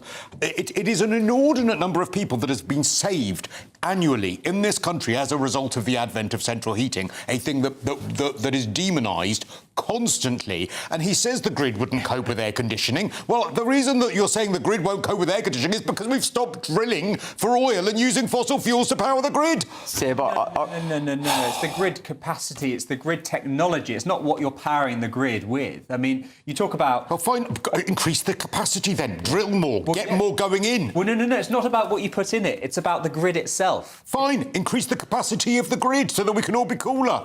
I mean, am I in a foreign country here? I'm all for grid upgrades, but drill, baby, drill is not the answer to that particular question. Seb, let me drag you back to Andy Burnham's comments, because I think these comments fit what is an emerging narrative around his prime ministership. And the way I see it is that he wants to pick as much low-hanging fruit as possible and then let the public gorge on it, and hopefully they'll be too stuffed to recognise the really big, serious structural problems facing this country. And again, disposable barbecues is yet another example that goes along with £2 bus fares or any of the other numbers of, relatively small, relatively popular suggestions that he's made, which are ignoring the bigger problems. God forbid a Prime Minister makes popular suggestions. But look, I think that's a very, very small, cynical... popular suggestions that are ignoring the big structural problems. Why do you think he's ignoring the big structural problems? Because disposable barbecues aren't the big problem in this particular issue, just like £2 bus fares are not the big problems when it comes to cost of living. Just like, for example... There are many people who would disagree with you. No, there aren't. Bus fare. Because you look at the amount you pay in tax compared to the amount you pay for buses, and you'll quickly see that one is a lot bigger than the other. £10 for bus fares, and now it's £2 or £3. Well, maybe Labour shouldn't have uncapped them in the first place. It was Labour that uncapped the bus fares. They increased the cap by £1. Yes. But what I would say is that he's doing what Starmer didn't do, which is that, yes, there are big challenges, and yes, they're going to take a very long time. But that doesn't mean you can't do small, easy things along the way that people will also like. You've got to run 2 tracks of policy making and 2 tracks of comms, and Burnham doing a very good job of that so far. Imagine holding a Cobra meeting. I mean, I don't know how you're saying all this with a straight face. Fair play, Seb, because your whole... I know. I admire you, honestly. You deserve... I do actually believe all of it. Deserve an Oscar. Outside of these walls, quite a lot of people do as well. Right. Well, then, I mean, that's a sad indictment on our education system. In our Labour-run London. But, I'm sorry, imagine holding a Cobra meeting, right, where you get all of the best heads together to try and solve the biggest issues here in the United Kingdom, even if the heatwave is the subject, and your big idea you come out of the meeting with is disposable barbecues. Is that what happened? Yes. Do we know what was discussed in the Cobra meeting? Well, I can only go by the great communicator who could barely string a sentence together talking about barbecues. The thing about government, Christo, is that not everything that's discussed behind closed doors is made public. And so it would be very short-sighted of us to assume that the only thing they talked about in that meeting was barbecue. You would hope the important things are made public. You would hope the public would be given the relevant information off the back of such an important meeting. And if disposable barbecues is what the public need to take away from that meeting, I would suggest we are sorely lacking in government. So when Cannock Chase is on fire, when the New Forest is on fire, when the Trossachs are on fire, when parts of Greater London are on fire, we think it's a bad idea to ban disposable barbecues. No, I think what's a bad idea is all of the environmental groups that fought against brush and undergrowth being cleared because it affected biodiversity. And perhaps if some of that had been cleared, we wouldn't have such flammable places. So sorry, the problem here is that we have too much greenery, not that we are burning the planet. OK, Will, I'm sorry to bring you in now as the independent moderator here, but you are from Australia. You know how to... You can surely explain better than I about what is required when it comes to stopping wildfires, right? Don't you have to get rid of brush? Don't you have to get rid of undergrowth? Don't you have to sort of remove certain parts in order to stop fires spreading? Yeah, that. It's called backburning, where you have controlled fires that stop a bigger fire. But you're right that I come from Australia, and that is a country that does actually experience real, serious, widespread fires on a regular basis. That is not the case in this country right now, and I would suggest, whilst we need to be conscious of the risks, this is not the top risk this country faces at the moment. It's not even in the top 10. Being on fire? Yes, it is not the top risk this country faces at the moment. Okay, I would posit... Yes, Seb, hypothetically, if the whole country was on fire, that would be really, really bad. What I'm saying is that is not the case at the moment, and it's highly unlikely to be the case. This is the issue. We're on our way this there, is the mate. straw man that we currently get from Andy Burnham. There are genuine and more likely problems than the second Great Fire of London, but unfortunately at the moment, because it is very difficult to get a Labor backbench on board with actually solving the real problems this country faces, we have to talk about the hypothetical risk of the country going ablaze. Sorry, what are the Labour backbenchers being recalcitrant about? Fixing the economy for one, fixing the illegal boats crisis for one. Be specific. In which way are they pushing back on fixing the economy? They didn't even want to cut even moderate amounts of spending on a massive welfare bill. Oh, we're back to benefits again. Yes, because they're the real problems facing the country. Is that all you want to talk about? You are obsessed. I don't understand why you act like you don't understand the point that's being made. It's like when Andy Burnham comes out today. Andy Burnham had come out today and said, right, do you know what? I am going to tell people that it is terrible to kill puppies. Yeah. No one's going to say, well, actually, sorry, Andy Burnham, you're wrong. We all want to kill puppies. Everyone's going to go, yeah, great, yeah, killing puppies is a terrible thing. But that is not the number one problem facing the UK at the moment. I am reminded of that iconic meme on social media that says that so much of left-wing discourse is pretending not to understand things and therefore making discourse impossible. No. It's incredibly frustrating. Specific, because you are saying things that are assertions that have no basis and that are vague. Let's go to DC, and I want to start with Hillary. Hillary, what's your take? Am I underestimating the threat here? Is Andy Burnham got his finger on the pulse in a way that I don't? Of course he doesn't have his finger on the pulse. What he's doing is he's distracting and deflecting. His social media team, I think, is quite actually brilliant in terms of making him look hip. And the average person in the UK, I think, probably is more informed maybe than in the US. But they really just will look at social media. They'll look at headlines. They really aren't delving deep. I think what he's missing, though, is let's take a little backup here. Everybody always talks about the fact that Labour had such a mandate. Labour never had a mandate. It was a protest vote against the failings of the Conservative Party, 14 years of rule, where we saw mass migration, where we saw the economy failing, and every 45 minutes a millionaire leaves the UK. Now fast forward back to Andy Burnham. So Labour doesn't have a mandate and he's unelected. I think what he's doing when I said he's deflecting is because the real issues are two things. It's the cost of living crisis and of course it's the illegal migrants.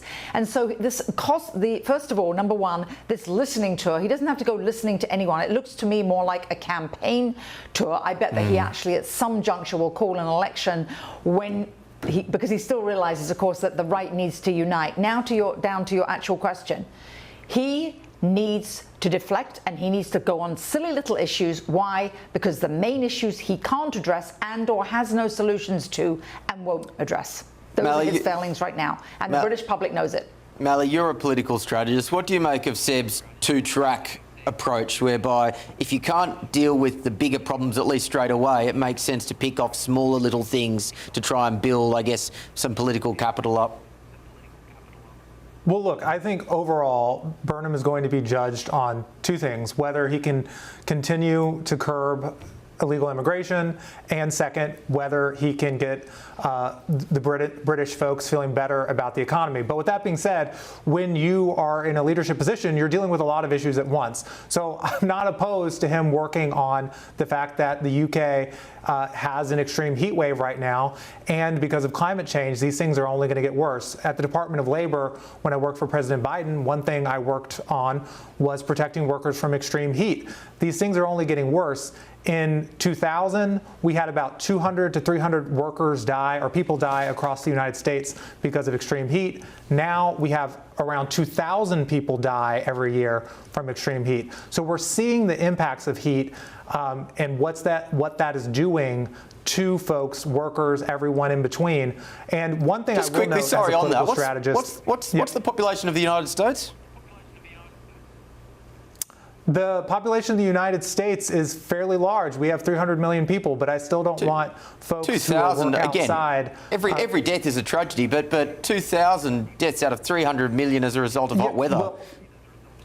But Will, it's the growth. It went from 200 to 2,000. It's getting worse as the planet is getting hotter.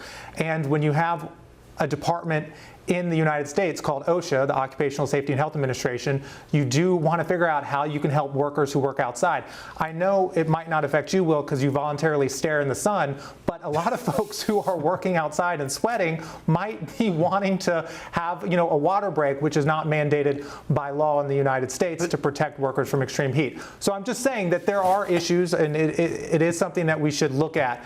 But can I note one thing, Will, is that I do think something that the Democratic left learned in the United States that the UK left, who cares about the climate, should learn, which is this whole debate about whether people should have air conditioners. You lose folks. They're just like, I want an air conditioner, it's hot. The thing that they need to focus on is what will actually reduce emissions, which will actually help people and could help lower people's energy costs, which is investing in solar, investing in clean energy, investing in electric cars. If you look at the Biden administration's Inflation Reduction Act, we didn't ban air conditioners. What we did is we provided an incentive for people to buy electric cars like Teslas. Okay, Chris, I'll quickly give you a very quick final word. Fossil fuels.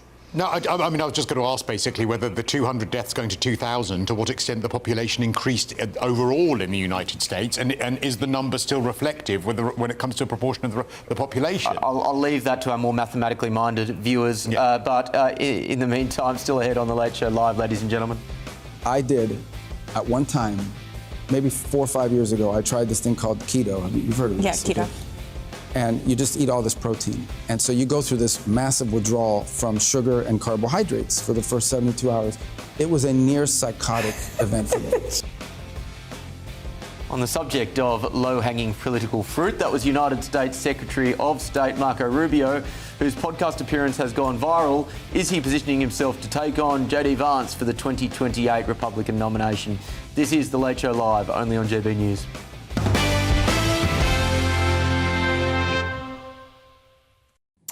Yeah, let's go to Marco Rubio, whose appearance has gone viral with an entertaining podcast appearance alongside his wife. Let's take a look. I did, at one time, maybe 4 or 5 years ago, I tried this thing called keto. You've heard of this? Yeah, keto. Okay? And you just eat all this protein. And so you go through this massive withdrawal from sugar and carbohydrates for the first 72 hours. It was a near psychotic event for me. It's true. If I did this in this job, I would be, Mr. President, we must bomb, Paraguay. And it's like, why? I don't know. I'm just really mad I haven't had any sugar. Along with the banter, Trump's Secretary of State also gave a serious answer over Cuba. Is Cuba next?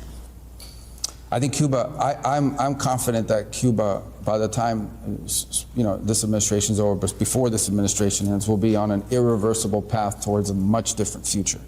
Obviously, like anything else, especially something like this, I always tell people, you can't have something in place for 70 years, it grows roots, and then think overnight you're just going to rip out the whole thing and put something brand new into the ground. There's a transition that has to happen in a process to get there. Eastern Europe is instructive of that. You saw it took countries in Eastern Europe 3 to 5 years to truly become what we know them to be today. America's Secretary of State has shown himself to be a savvy communicator since taking office, with the podcast clips going viral online. But could this social media popularity be a way of positioning himself as the successor to Donald Trump? Will he have to face J.D. Vance to be the heir apparent to Margot? With me now to discuss is journalist and commentator Toria Brooke. Toria, great to see you. What were your reflections on this interview? I personally loved it. I can relate to him as far as the keto goes. I think that it's a challenging feat to accomplish, and I liked his comments about Pop-Tarts. I do think Rubio has a strong chance of being the next president. I mean, after all, he's the first in 50 years to simultaneously serve as Secretary of State and National Security Advisor. He's obviously prioritized our national security with the Western Hemisphere in terms of how he's handled Venezuela. And as you just saw, Cuba, discussions of what's going to happen there. He's really tackling narcotics trafficking, Chinese influence. And even after Venezuela, he really made sure to prioritize how to stabilize the region, right? So we didn't have to use any more military intervention. And he's trying to create diplomacy between these nations and the United States. So I personally love his policies, and I think that he's showing his force as not only somebody who has strength and dignity, but also somebody who wants to see what's best for the world in terms of the way we all work together. After all, he also is pushing for the NATO allies to spend more in their defense. We saw now 5% more annually well, we're going to see that by 2035. And NATO Secretary General Mark Rutte repeatedly discussed commitment to Rubio's policy. So he is widely respected around the world. Yeah. And I am interested to see how he continues to handle the situation in Iran. Yeah, I'll believe that 5% spending increase when I see it. Toria, the elephant in the room that you got to in the end there was indeed Iran. How much skin has he lost over the Iran conflict with American voters? I don't believe he actually has lost skin. In fact, I think he's actually gained a lot of respect. You know, some people weren't as faithful in Rubio when he first entered in as Secretary of State. Not everybody thought that he was going to accomplish what America first intended. And I'm happy to see that he actually traveled to some of the Gulf nations, the UAE, Kuwait, and Bahrain, following the tentative U.S.-Iran agreement. And he's really trying to end hostilities in the Strait of Hormuz. I think he's trying to protect multiple nations and make sure that Hamas and Hezbollah and the Houthis don't attack other people's ships. Because after all, I think we want any nation to be able to move their ships through the Strait of Hormuz without fear of being attacked. So I don't think he's lost positivity with our voters here. I think he's actually gained some. I think that's debatable. Of course, there weren't ships that were being attacked in the Strait of Hormuz before the conflict, and then the conflict started and there were ships that were being attacked. How do you square that circle? I can't see the link between this conflict actually increasing Rubio's popularity, given that it's such an unpopular conflict now. Contrary to what your opinion is, maybe you don't have the information, for over 30 years, ships have been being attacked. So one of my favorite points is that in 1987, Kuwait actually approached the United States seeking our assistance because Iran was attacking their ships in the Strait. So I think that this is a longstanding issue that maybe has been ignored because other administrations didn't take it seriously. And I think that everyone should have free trade without worry of being attacked. I wish it was reported a little bit more accurately. Okay, then. Where do you see the conflict with, or not the conflict, I should say, the battle between J.D. Vance and Marco Rubio going for the Republican nomination? How do you see that playing out between the two parties? I think that we've had showdowns before, and I think there's a reason that President Trump has not yet made any statements. You know, the other day in the Oval Office, there were reporters that were asking him if he supported J.D. Vance for the next presidential nomination, and he declined to answer. That said, I don't think that there is a end-all be-all here as far as who is going to be. I just am strongly in support of Rubio, and I think many other Americans who have been heavily following geopolitics would agree. So I think this will bring some camaraderie in a way that we will all be kind of enjoying this this showdown. Do you think that someone could win the nomination if they weren't explicitly endorsed by Donald Trump? I don't. But you know what? History has happened to be made, because in our congressional races here, there was a man in Tennessee who actually lost, who had Trump's nomination. So anything is possible in 2026 and beyond. Time will tell. Toria, thanks very much for your time. Thank you. Let's go to DC first. Mally, I'll start with you. What did you make of those comments from Toria, and particularly the assertion that the Iran conflict, if anything, may have actually increased Rubio's popularity with the American public? That one is hard to stomach. And we have like factual evidence simply that the Trump administration is much more unpopular now because of the Iran war than before, the rising gas prices, and the fact that a lot of Americans don't necessarily see this as something we should have embarked on. But I know you could try to make the argument, you know, Rubio has looked competent while this endeavor has been happening. But with that being said, you're judged when you're running for another term what your party has done before, especially if you are serving in the administration. So if the Iran war goes badly, whoever's the nominee, whether it's Vance, who behind the scenes seemed to have been very skeptical of this war, his people have leaked a lot of quotes saying how he was pushing against this behind the scenes, or Rubio, they're going to have this either be an albatross if it continues to be unpopular, or maybe there's some sort of version where it starts to get a little bit better for them. But I don't see a way where this is a net positive, even if Americans overall don't think it was a good war of choice. Hillary, your thoughts? Yeah, I absolutely agree. I think that you're tainted by your past performance, whether it was your actual independent decision-making or not. You'll always be tainted from being in an administration with a failure, no matter what it is. And with regard to Marco Rubio, though, I will say that I think he has great appeal in terms of particularly how diplomatic he is, and particularly on the international front. When he was at NATO, of course, he was very well received by the European nations, and I do think that he represents the US extremely well. There's something about him that's so relatable, so likable, and J.D. Vance has made a number of mistakes, including recently, most unfortunately, some comments that were taken as somewhat anti-Semitic, and that is not going to serve him well. However, I do think, and Mally and I had a little off camera discussion here, and I agree with Mally on this, shock of ages, but that usually the vice president, though, does get the nod. And I think that that's something, you know, that obviously is unavoidable, but I think Marco Rubio has proven to be very well accepted, as I said, internationally and definitely domestically here. He, apart from being associated with the Iran war, otherwise, he really hasn't put a step wrong in this administration. Let's expand out the conversation. I want to bring in the panel in London. Christo, I'll go to you. The politicians, not just in the United States, but the UK as well, have increasingly used the podcast circuit as a way to try and humanise themselves. You know, we heard about the whole keto thing there. Do you buy into this stuff? Does it work for you? If it's part of a wider-ranging conversation, and if there has been other accountability, then I'm absolutely fine with that. Where it's been irritating me recently is our very own Andy Burnham, where he was obviously refusing to do interviews right, left and centre. I think he did an interview with Reddit, and then we found out, you know, how he has his cup of tea, whether he calls it a balm or whether he calls it something else. You know, gravy, constantly with everything. When it's that sort of, when it's so controlled to get nonsense like that, rather than accountability, then that's obviously irritating. But if there has been accountability, if it's part of a wider interview, you know, in this particular podcast, we also heard about him sort of feuding with Pete Hegseth's cat.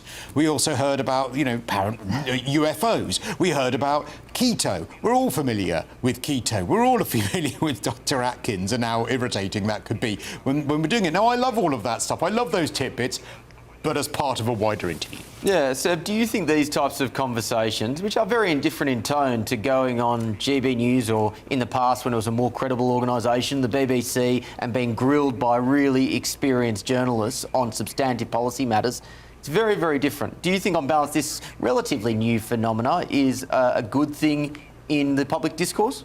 Well, I was reading the other day that to be a politician in the next 5-10 years, a modern politician, you also have to be a broadcaster, a social media star, and a meme. And I feel like Rubio is ticking off the last two there. It's an interesting comment. Whether it's a good thing or not, it's just what is required of politicians today. We live online, we're consuming content in a different way, and we're building that global internet culture. And what he's doing there is just contributing to that culture.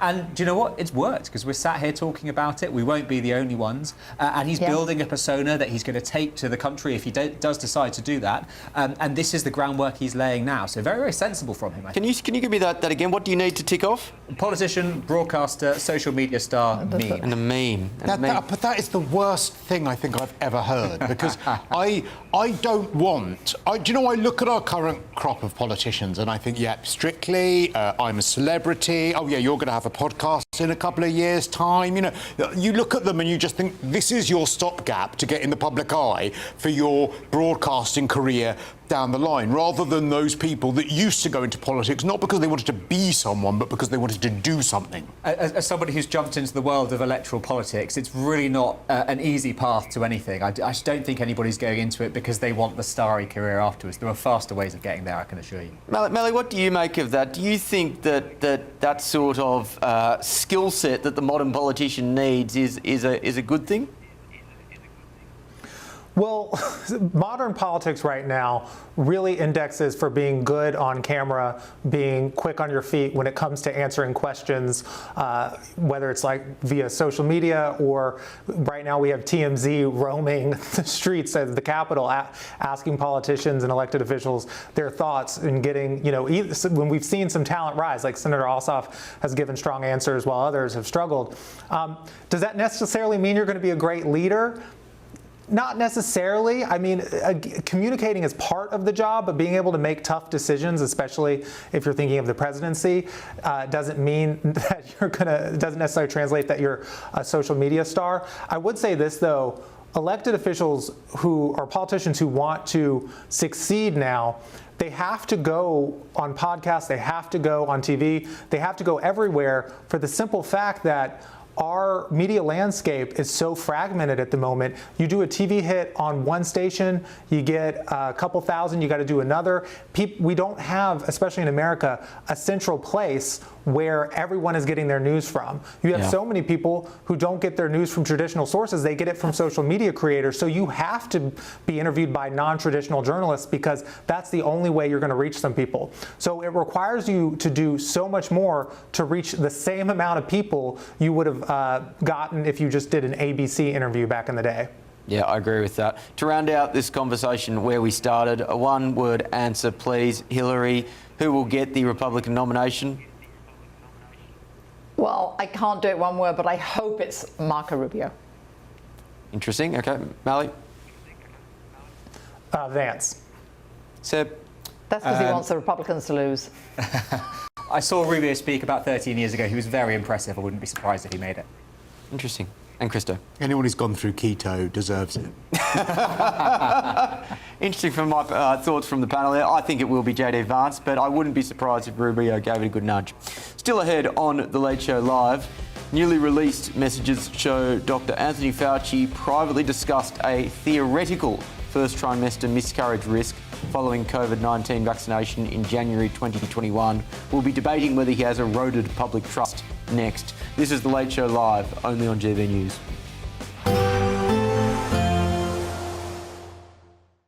Expect warm spells with the odd rude interruption. Box Boilers sponsors the weather on GB News. Hello, very good morning to you. This is your latest GB News weather update from the Met Office. There is an extreme heat warning across central eastern parts of England through today because temperatures are going to be exceptionally high. Lots of sunshine across many parts of the UK, but cloudier towards the northwest. We also have some outbreaks of rain across western parts of Northern Ireland, perhaps feeding into more eastern areas, and then some heavier bursts of rain across the northwest of Scotland, the odd spot of rain for central and eastern parts. As I mentioned, an extreme heat warning out because temperatures could reach highs of 36, 37, possibly 38 Celsius around central eastern areas. Fresher than this towards the north and west. Actually, in western areas, it's going to be a little bit fresher than yesterday. Into the evening, more showery bursts of rain across many parts of Scotland. Still some heavier ones affecting the northeast of Scotland. Lighter outbreaks of rain elsewhere, but the odd heavier bursts not out of the question. Similar across Northern Ireland. A dry, fine end to the day across much of England and Wales. However, yes, there may be some cloud around, particularly towards north coastal parts of Devon and Cornwall, and that will feed further inland. But most places having a clear evening and a clear night. Quite a warm night to come, despite the fact that there will be a lot of clear sky around. In fact, it could be a tropical night, temperatures staying above 20 Celsius in some places, especially towards the southeast. Under the cloud and rain, it's not going to be especially fresh, but there could be a few spots of rain still to come across parts of Scotland and Northern Ireland, pushing into northern England through the early hours of tomorrow morning as well. Apart from a bit of showery rain across some northern northwestern parts, again tomorrow's looking like a generally dry day, especially towards the southeast. Just a bit more cloud across central western parts of England and Wales, and feeling fresher as well. Fresher air coming in, temperatures though in the southeast still getting into the low 30s. Expect warm spells with the odd rude interruption. Box Boilers sponsors the weather on GB News. From court mornings to warm family brunches. From football to tennis in the car. In the kitchen. GB News Breakfast is there with the stories you need and the conversations that matter. Anyway, let's talk business. Well, it has been a historic night in British politics. It's astonishing, isn't it? We're here again to start your day just right. GB News Breakfast. Every morning from 6 a.m. Only on GB News. Britain's news channel. Britain deserves a newsroom that puts the facts and your voice first. Well, and that's what you get on GB News. Lively debates, lively conversations. And we're not afraid to hold power to account. And each other. So join me, Andrew Pierce. And me, Miriam Gates, for Britain's Newsroom, weekdays from 9:30 on GB News.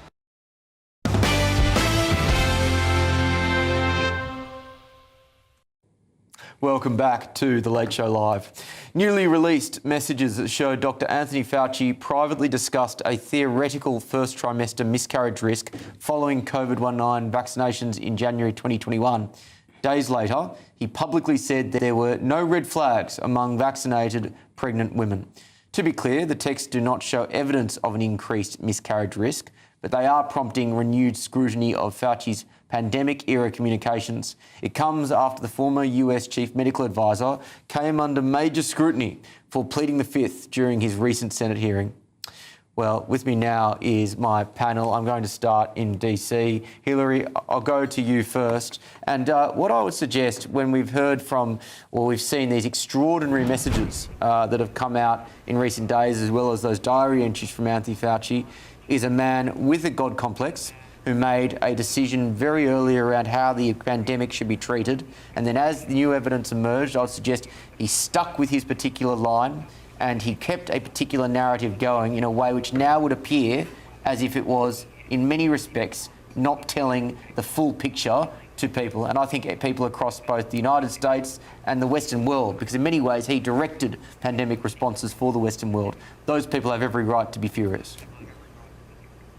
I think you're absolutely correct there, and Will also, he was very disingenuous because he contradicts himself in the diaries. I've read many of the excerpts from it, and also, most importantly, I think he was contradicting himself, which is very important, but also it was what he was focused on. When you say about the God complex, I mean, this is not a political opinion, this is not a judgment call, but to be photographed by his pool, he was photographed for different fashion magazines, he was literally obsessed with how many networks he was going on, the thrill and the elation that he received from all this notoriety, while people were dying due to his misguided, at best would be the softest way to put it, his misguided advice.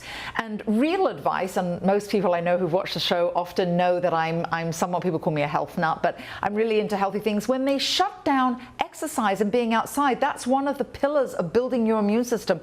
There were so many things that I could tell just as a healthy person were absolutely ludicrous, such as if the government had really cared about our health, the first thing they would have done would have been to have banned all refined sugar, all alcohol and all junk food, and said everybody must be exercising, eating lean protein, going back to Marco Rubio's keto diet, something like the keto diet, eliminate all junk food, refined sugar, and they would have advised the public to do healthy things. No. So his advice was wrong, number one. He was suspected at the time, all of his entries were he actually drew some doubt himself on some of the remedies, and yet he still publicly was supportive of them. And then when you saw all of it, I know that it was Operation Warp Speed, but all that they did with regard to vaccines, it was hypocritical at best. Nally, your response? Well, given the fact that there was a huge uproar that we encouraged people to take the vaccine, I think if we banned sugar, there would have been riots in the street and potentially murders if that actually happened because of the sugar withdrawal and we were all trapped in our houses. Look, I'm going to say this. There were clear, I think, mistakes when it came to communication with the COVID pandemic. There are two instances. One is more on the communications front, one is more on the policy front. On the communications front, early on, the CDC and Fauci said that masks were useless. But that was because there was a shortage of masks and they didn't want people to rush to buy them and then for first responders to not have them. But when it came out that, yes, we're going to mandate people to wear masks, people were like, well, what do you mean? You just told me these were useless. I think they should have trusted the Americans in the world with the nuance of we don't want to create a rush scenario where first responders can't get the PPE they need. That's one example. Another example is we kept schools closed far too long. We should have opened up schools because, first off, the rate among COVID transmission and the death rate among COVID transmission for children was incredibly low. And the learning loss we've seen from that has been staggering, and it's going to cost us as a country for a while. On the pregnancy front, I think this is a little bit overblown because in the private texts, he says overall he's not concerned. There is a theoretical risk.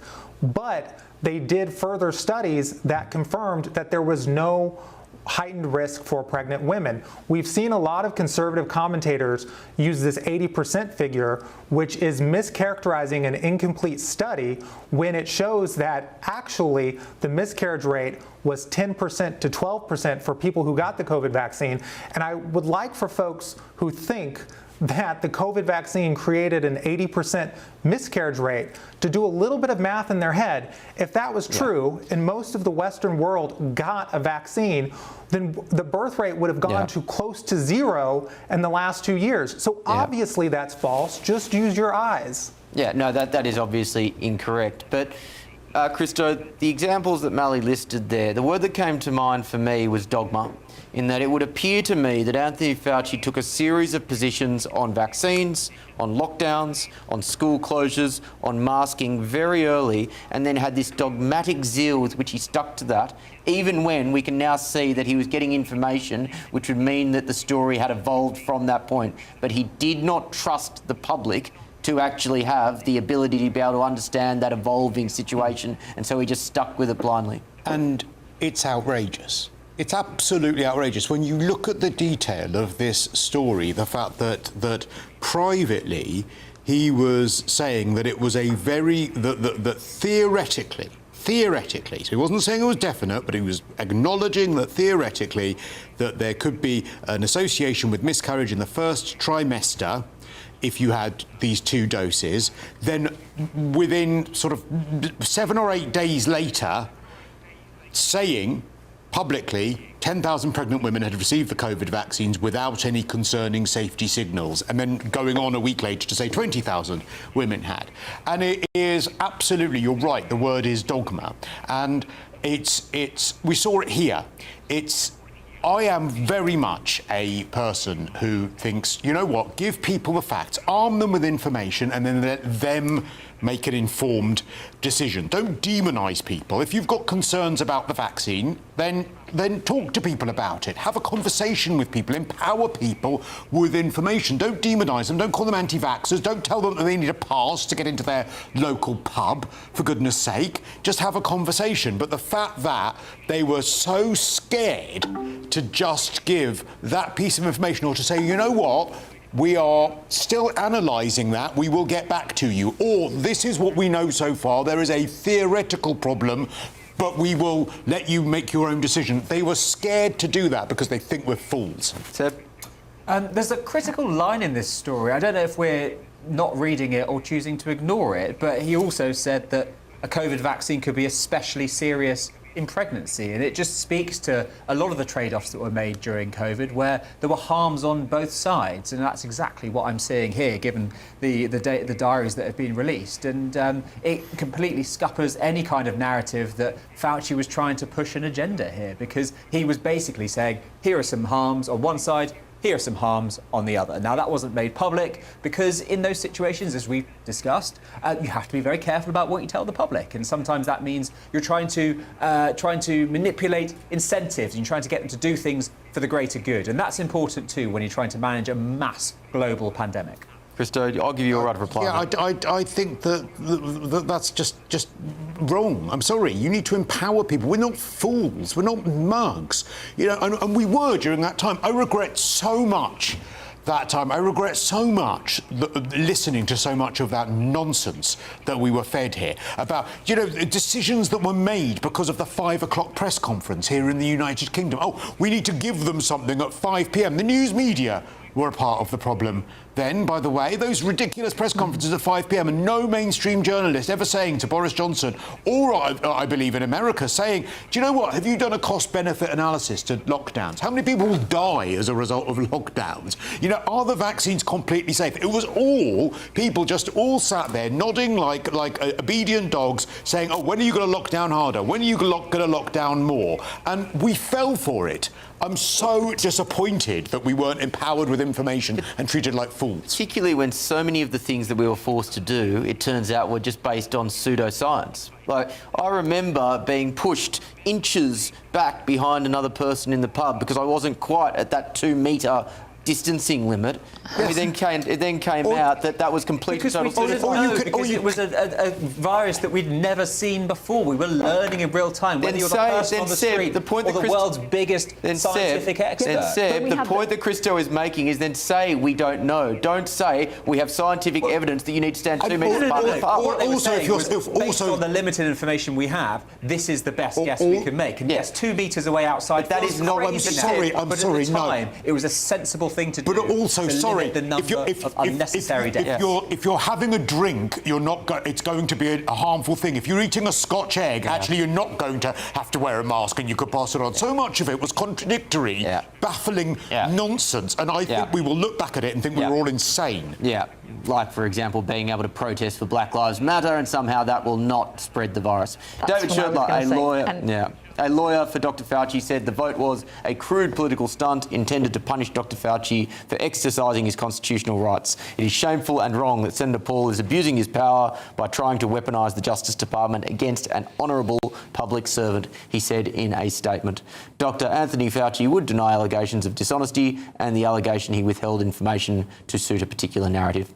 Still ahead on The Late Show Live, ladies and gentlemen, a twist in the New York shooting which shocked the world. A surprise hearing is now set for Friday in Luigi Mangioni's federal case, fueling speculation that a plea deal could be in the works. Prosecutors and Mangioni's defence team jointly requested the hearing but haven't disclosed its purpose. Mangioni has pleaded not guilty in the killing of United Healthcare CEO Brian Thompson. Now, could Mangioni be about to call it a day and cut a deal with prosecutors, or could the jury go his way? Let's go quickly to the US. And Hillary, what do you make of the latest in this trial? I spoke to Alan Dershowitz on this last night. What's the latest?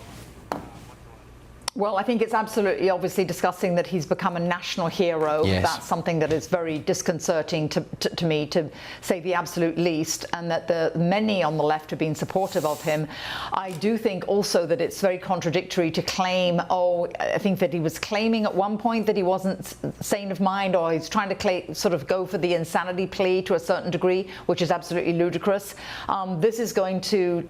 it's going to result, I hope, in some kind of conviction, because we can't have people become heroes in our society when they've committed cold-blooded murder, and that's my hope. But that's going to be up to the courts, and it's beyond our control. I just think it's very a bad bellwether for our society to see how he's been held up, and because of the obviously resentment of those that have been in leadership roles in pharmaceutical companies, and I think it's absolutely despicable. Mally? Yeah, I agree with a lot of what Hillary said there. Like, I don't understand the glorification of someone who so callously took someone's life, someone who was a father, and look, we can have arguments about healthcare, how to expand it, how to make it more accessible. We can have arguments about income inequality, but the second you start condoning folks who take justice in their own hand and do something like this, you lose a lot of respect from me, and you shouldn't be taken seriously. I think he'll be found guilty. I don't really see how that doesn't happen. The evidence is pretty clear, but we'll see. Yeah, I would have thought so as well. I do have some concerns in this day and age, which is an incredibly polarised society that we now live in, that you can have jury trials where it just takes one or two people with a very clear political agenda and suddenly you can have a very distorted outcome in a way which, whilst that's always been a risk with jury trials, in this day and age of political polarisation, it's something which is certainly concerning. More coming up in the next hour, ladies and gentlemen, including this. I have a local city councilman that has this saying, woke one was crazy. Unbelievable. That was the queen of Woke One, AOC, now basically laughing it off and saying, well, how silly were we?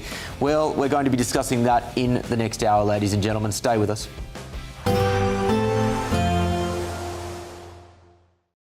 Today, clouds overhead. Total zen within. Boxed Solar sponsors the weather on GB News. Hello, very good morning to you. This is your latest GB News weather update from the Met Office. There is an extreme heat warning across central eastern parts of England through today because temperatures are going to be exceptionally high. Lots of sunshine across many parts of the UK, but cloudier towards the northwest. We also have some outbreaks of rain across western parts of Northern Ireland, perhaps feeding into more eastern areas, and then some heavier bursts of rain across the northwest of Scotland, the odd spot of rain for central and eastern parts. As I mentioned, an extreme heat warning out because temperatures could reach highs of 36, 37, possibly 38 Celsius around central eastern areas. Fresher than this towards the north and west. Actually, in western areas, it's going to be a little bit fresher than yesterday. Into the evening, more showery bursts of rain across many parts of Scotland. Still some heavier ones affecting the northeast of Scotland. Lighter outbreaks of rain elsewhere, but the odd heavier bursts not out of the question. Similar across Northern Ireland.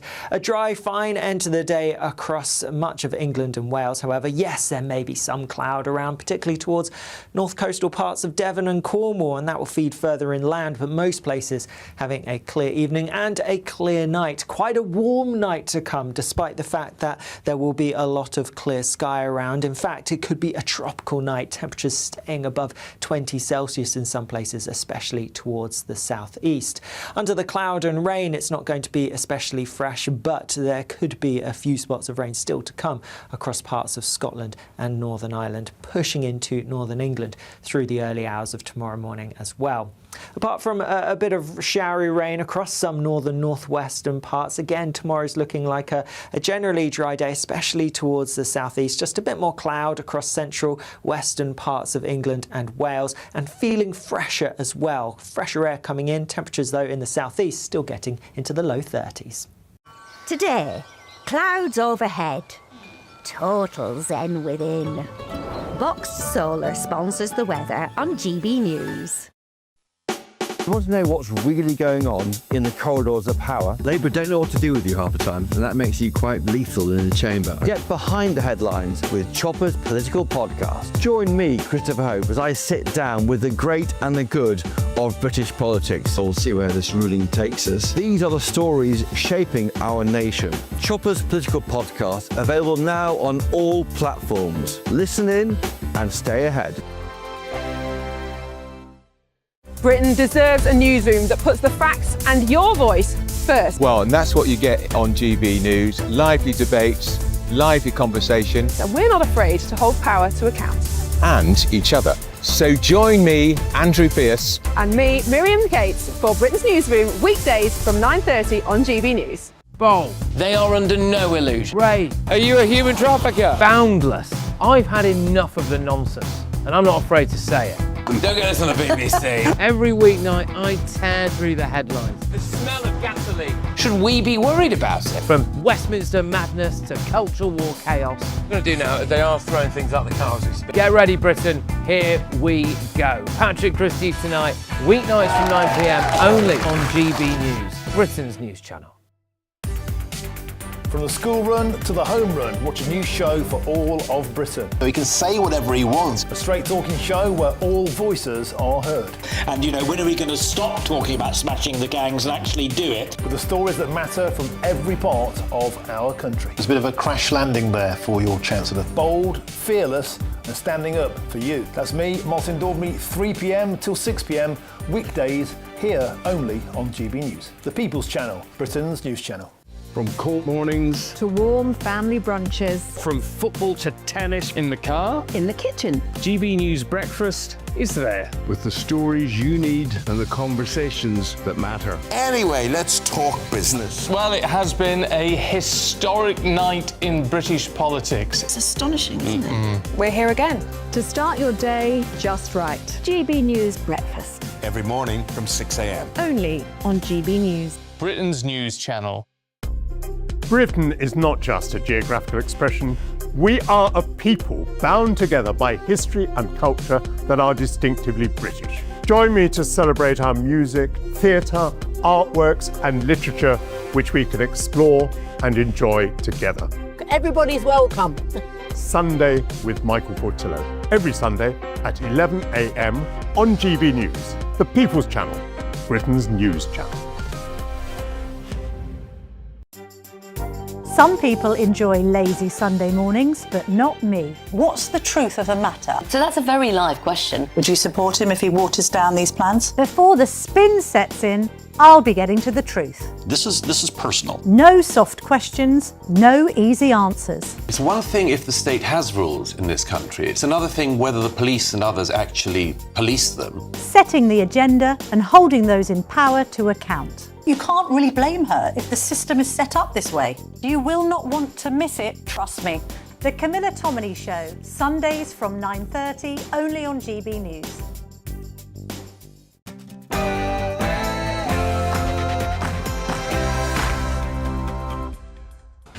Live from London, England, this is GB News with the stories shaping Britain and America. Well, it's an emergency. It's hot.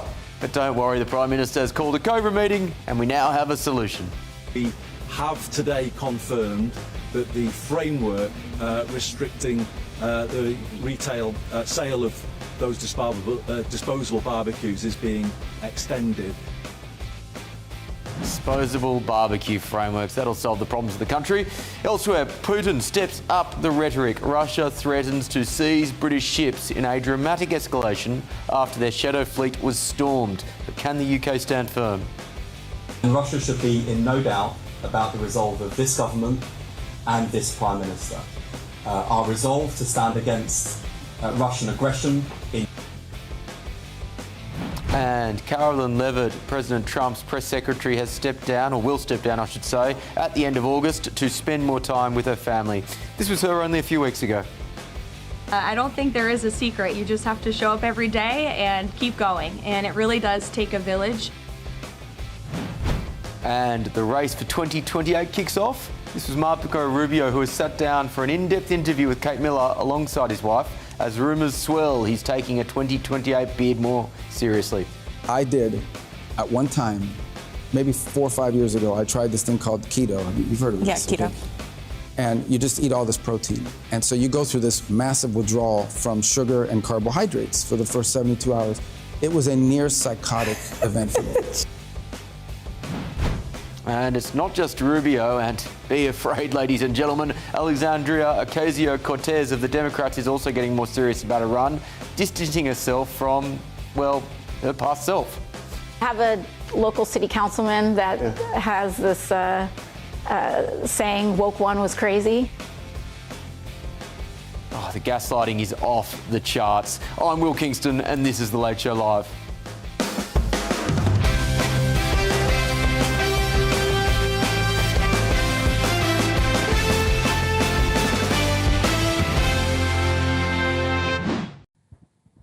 Welcome back to The Late Show Live for a third and final hour. Ladies and gentlemen, thank you so much for staying with us. And thank you once again to my panel in London. We have journalist and broadcaster Christo Fufas and former Labor councillor Sebastian Salek.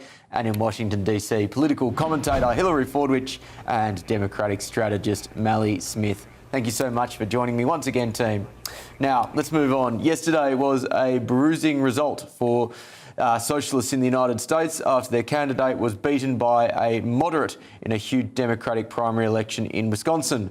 Voters rejected Francesca Hong at the ballot box, opting for centrist David Crowley.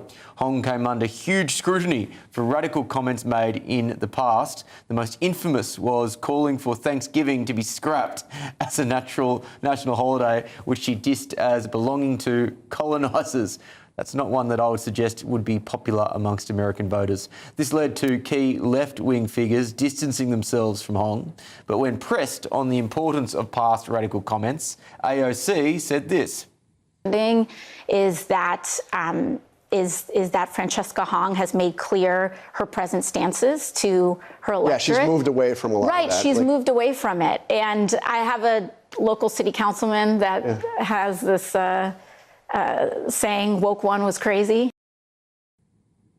With the comment in question from 2020, AOC has been accused of making woke one, as she calls it, seem like a part of ancient history, and indeed one which she played no part in. Now, should Democrats be able just to pretend like the views they held 60 years ago and subjected us to were just this teenage phase and we should all move on? And more importantly, has the momentum slowed for a DSA takeover of the Democratic Party? Well, with me now is Democrat strategist, friend of the show, Laurie Watkins. Laurie, great to see you once again. What did you make of AOC's comments? I was very pleased that she announced that she's freezing her eggs. And as a woman who's also done that, I'm very excited that she's exploring the possibility of, one, maybe running for president and at the same time starting a family. And we've never heard anyone at her level, at the platform that she has, a woman, a young woman, talking about starting a family, having political endeavors and things that she's looking forward to at the highest level. And I thought it was great. Good on her for that, more power to her, but specifically on basically dismissing what was a period of cultural lunacy in the United States and indeed across the Western world, which was pushed by highly progressive members of the Democratic and left-wing establishment to just say, well, it was a strange little period, now we can all move on for it. Don't you think there's a bit of gaslighting going on there when she was one of the leading faces of that movement in the United States?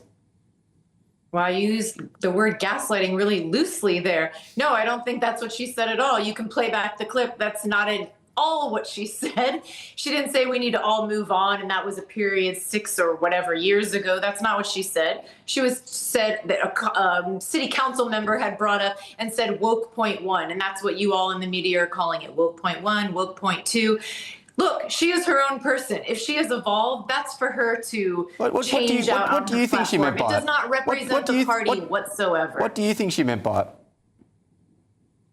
I just told you what I thought she meant by it. She's evolved. She's changed. That's her right to do, just like many people on the other side have done the same thing.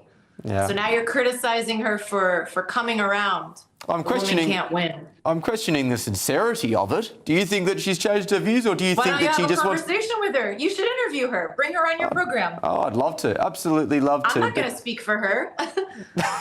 Sure, fine. I don't know what was in her head. You're asking me what she meant by that. I think she was very clear in what she said. It is an interview, Laurie, but in any case, what do you think this says about the way that the it's an interview. You asked me for my opinion. I'm not a psychologist and I'm not inside of her head, so I'm not going to answer that question.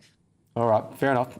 What do you make of her comments in the context of the broader, I guess, struggle between the DSA and the more moderate members of the Democratic Party? Where do you see that battle at the moment?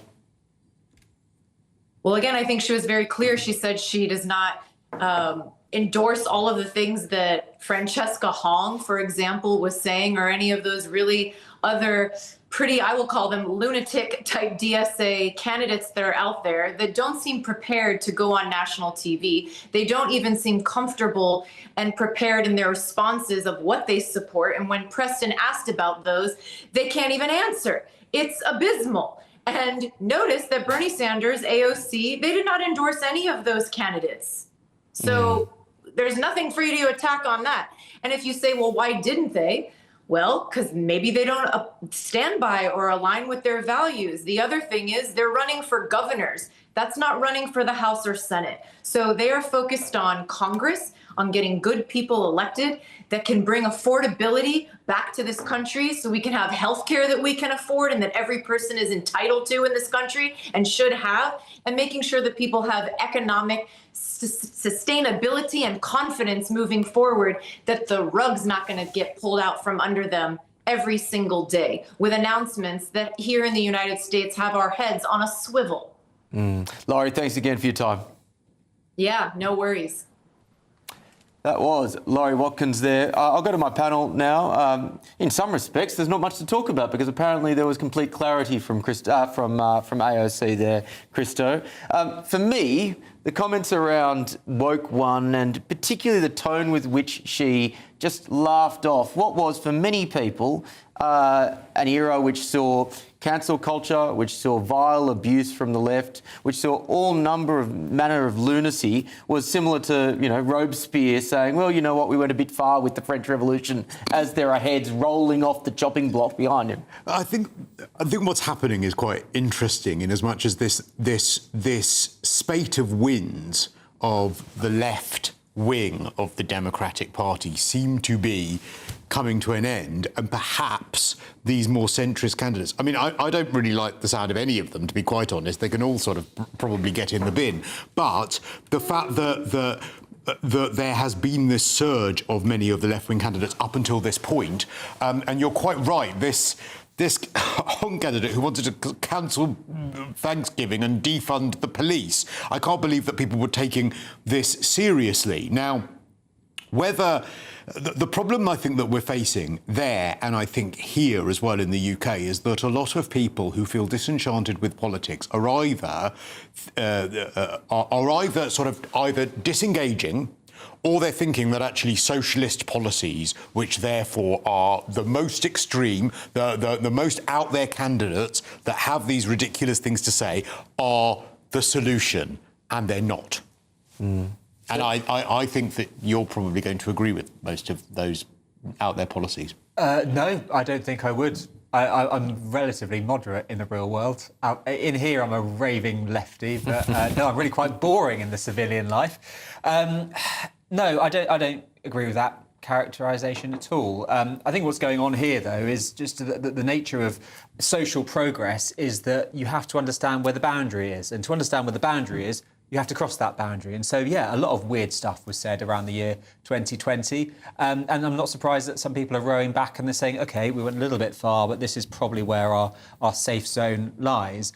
That's just how progress is formed. Why are people, though, so easy? Why is it so easy to dismiss mad things that are said by people on the left, whereas if people on the right, they're far right and they are demonised, I think, in a way that is a little different? But it depends what you say.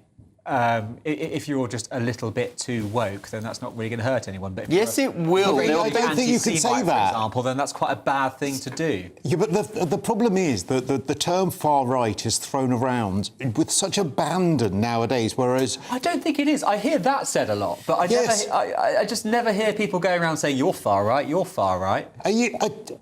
Where's this happening? I mean, which forum am I not in? Have you heard of Keir Starmer? He was quite popular in this country at one point. Yes. I mean, literally, he couldn't even talk about the St George flag on St George's Day without talking about the far right. He literally brought it up for absolutely no reason whatsoever. Union Jack back on the Labour membership card. I don't think he's got a poor record on flags at all. I want to open this conversation up to DC, and Hillary, I'll go to you, and I want to start with this contention that, well, if you're just a bit woke, there's no real harm done. This was an era which basically saw all of the institutions in society corrupted. Our day is a really good example of how that took place in the educational institutions. There were people who lost their jobs for saying sensible things like a man can't be a woman. There was incessant bullying from the left that if you don't think in a particular way, you can be socially ostracised, you can be shunned, you can be bullied. And across society, I think now, where you basically say, you know what, this was an unacceptable time of liberal left authoritarianism to just say, well, woke 1.0, we were all a bit silly, but look, we pushed the boundaries of, left-wing progress, so no harm done. I think that is an unacceptable response here. I think it's absolutely absolutely unacceptable. I also think it's extremely irresponsible to be in office and just to laugh off ghastly policies that have hurt our nation. And all the things you just mentioned, very appropriately, were damaging, but you were using totally the past tense, but it's still today, let alone the amount of illegals that came into this nation, have committed crimes, those that have lost loved ones due to the crimes that they committed, let alone the housing shortage that we have here in the US, just like you do in the UK, due to the pressure on the housing market. And of course, what you have to look at is you have to look at the future. There's an entire generation of young people that have thought this was legitimate and sensible and have been brainwashed. And what we have in the United States, and I believe you have it absolutely in the UK, because we, of course, have just seen this at Oxford and Cambridge as well, which is the higher institutions of education are also taking the highfalutin, hypothetical, great socialistic utopia as being something that's attainable. There is no such thing, as Margaret Thatcher said, as no such thing as a free lunch. And the problem with socialism is you run out of spending other people's money. Now, when AOC was just laughing it off, these policies have not only hurt previously, they're hurting today and they will hurt in the future, Will. Melly, I've made my principled opposition to what she said very clear, but I'm also well aware I'm not the target market for AOC's comments. So the question would be, do you think that do you think AOC, as well as politicians like her, will be able to just disavow themselves of those sorts of past positions with a cheeky smile and, well, no harm done? Or do you think it won't be that easy? Well, it's a bit of a cop-out of an answer, but it depends on how talented of a politician you are. One of the issues Francesca Hong had is she wasn't nearly as talented as some of other folks who've made statements that they've walked back. And, like, let's be clear, we're talking about comments that elected officials or potential candidates made during the peak woke era, but this is a problem candidates have had for decades, which is they say something in the past and then it doesn't age well, or evidence shows it was a dumb position and they have to figure out how to deal with that. You can look at John Kerry saying he was for the war before he was against the war, and trying to explain his votes on the Iraq war in the Senate. It's something that is always going to stick with us. But I think on the woke front, it was interesting to see, and as you mentioned, Francesca Hong was leading in the polls right before this election for Wisconsin governor. And I think such scrutiny was brought to her comments that there was this collective consciousness of we can't do this, especially on the Democratic side, of we are putting this governor's race at risk if we elect her. And it's interesting to look at Polymarket. It's not a perfect indicator, but it's useful. Before, when it looked like Francesca Hong was going to be the nominee, it was about a 70% chance Republicans were going to win the election.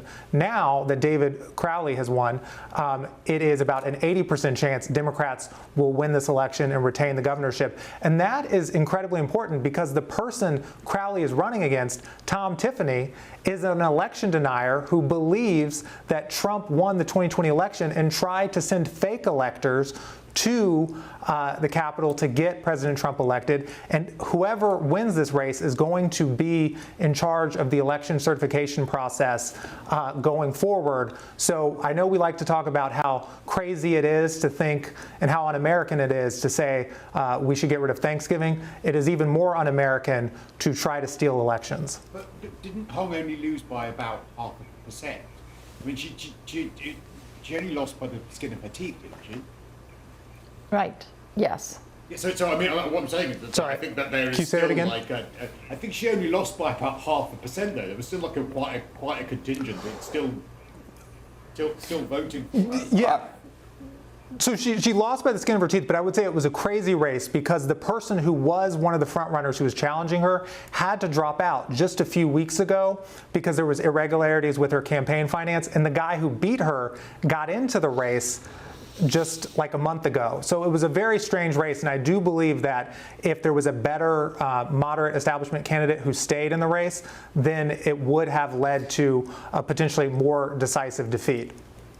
Yeah, Hillary, I'll go back to you, and more if we move with a wider lens to the debate on the left more generally. Do you think that identity politics and wokeism, which has defined so much of the liberal left in America over the last decade, do you think that era is in the past, or do you think that it just is in retreat or potentially dormant?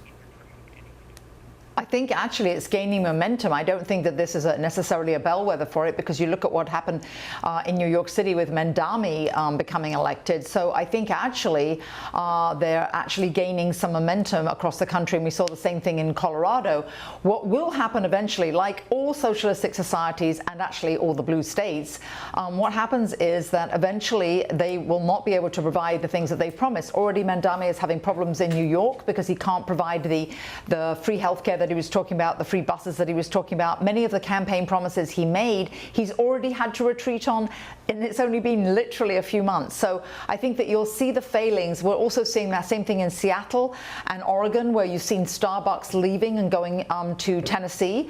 So, and also you're seeing in New York City, a lot of the financial services firms from Wall Street have left to go to Texas, where it's now actually referred to as Y'all Street, because they've left because of the high taxes. And the Pierre de Terre tax that Mandami is instituting in New York is driving out more New Yorkers. So what will happen in the end will be eventually they will actually fail. But in the interim, because of our higher education system and the left-wing media and the support that they have, they're gaining momentum. Mally, I'll give you a right of reply there. Yeah, I mean, there's certainly energy on the progressive left, but if you look at some of the candidates who've succeeded, they have disavowed some of the crazier DSA positions. Mamdani said he didn't believe in abolishing the police. He said he didn't believe in abolishing ICE. If you look at Abdul El-Sayed, he's not even a democratic socialist. He just gets lumped in with them by folks like Fox News who have a political agenda.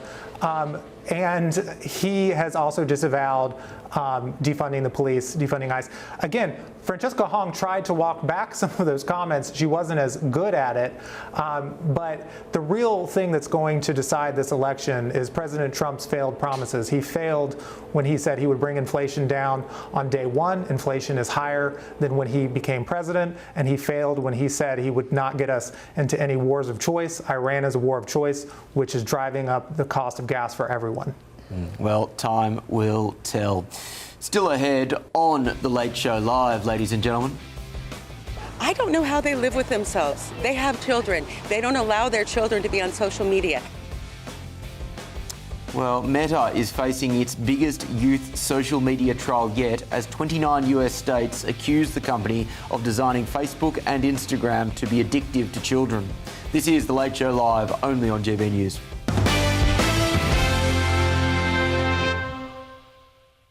Let's go to that story now. Meta is facing an enormous test, with 29 US states accusing the company of designing Facebook and Instagram to be addictive to children. The 7-week California trial could lead to massive damages and force major changes, including age restrictions and limits on features such as infinite scrolling. Parents in America are demanding accountability from social media companies. I don't know how they live with themselves. They have children. They don't allow their children to be on social media. I don't know how Mark Zuckerberg can live with himself knowing that he has his hands are bloody. With death and harm, it needs to stop. And he obviously doesn't care, because we will show us. Let's see. Come tell the truth finally of what's going on your platform, and take responsibility and fix it. Meta denies the allegations made. This opens back up a huge transatlantic debate about social media. Do these parents have a point, or is this another moral panic? Let's get the thoughts of my panel. Seb, I'll start with you. Where do you stand here? Do you think that there is a fair point to be made that these sorts of platforms like Facebook and Instagram are effectively designed to try and lure children in ways which could be considered to be, in inverted commas, addictive?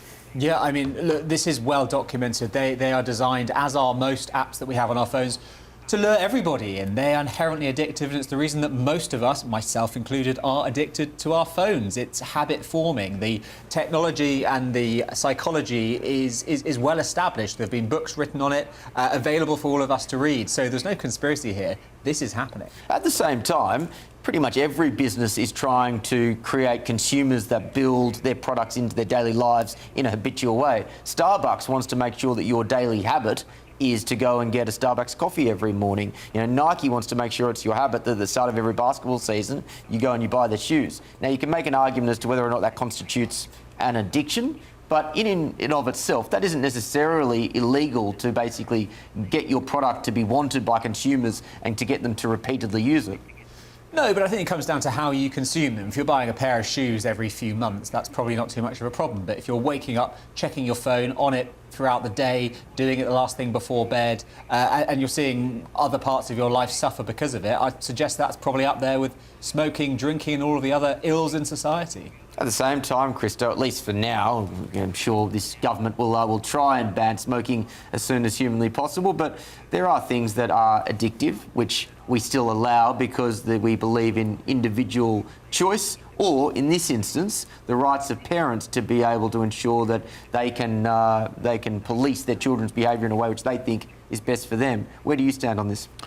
I think both things can be true. I think that it's absolutely obvious that social media companies want to give young people, and I mean, of course children are addicted to their phones. I'm addicted to my phone. Yeah. I'm an adult, because it's the dopamine hit you get from scrolling and seeing something new, and I will check my phone before I go to bed, and I will find myself 3 hours later still scrolling through absolute nonsense. However, if you do not know by now as a parent that is the case, then what are you doing? Because there is no way on God's green earth, if I had a child, that they would have a smartphone. No way at all. And you know this. You know this. For all these parents bleating on, of course these social media companies need to be a bit more responsible. I think that's an absolutely fair point. But why have you given your children a smartphone? What are you doing? Like, okay, if you supervise them in what they're doing now and then so they know how to use a smartphone when they're older, of course children need to know how to use these devices because that is the direction of life. But I'm sorry, if you have a teenager and you let them have a smartphone and you let them scroll and you let them do these things, then it's on you. Yeah, Hillary, where do you stand on this? How much responsibility should platforms like Meta and then the subsidiaries like Facebook and Instagram take for creating environments which are, in inverted commas, so good that people want to use them over and over and over again? Well, actually, I believe in what you were saying earlier, Will, when you were pointing to all the other products and things in society that are so addictive.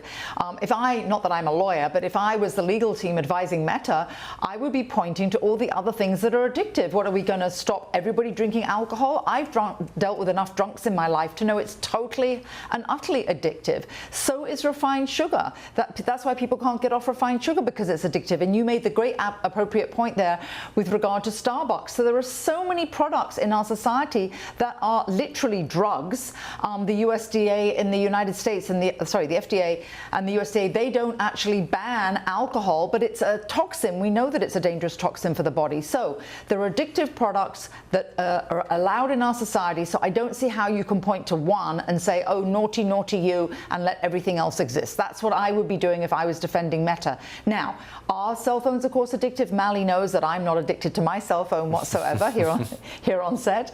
But I do think very seriously, you can't allow one thing that's addictive and not another. It would be across society banning everything that was addictive, in which case we would have to resort to literally walking across fields and reading an odd book.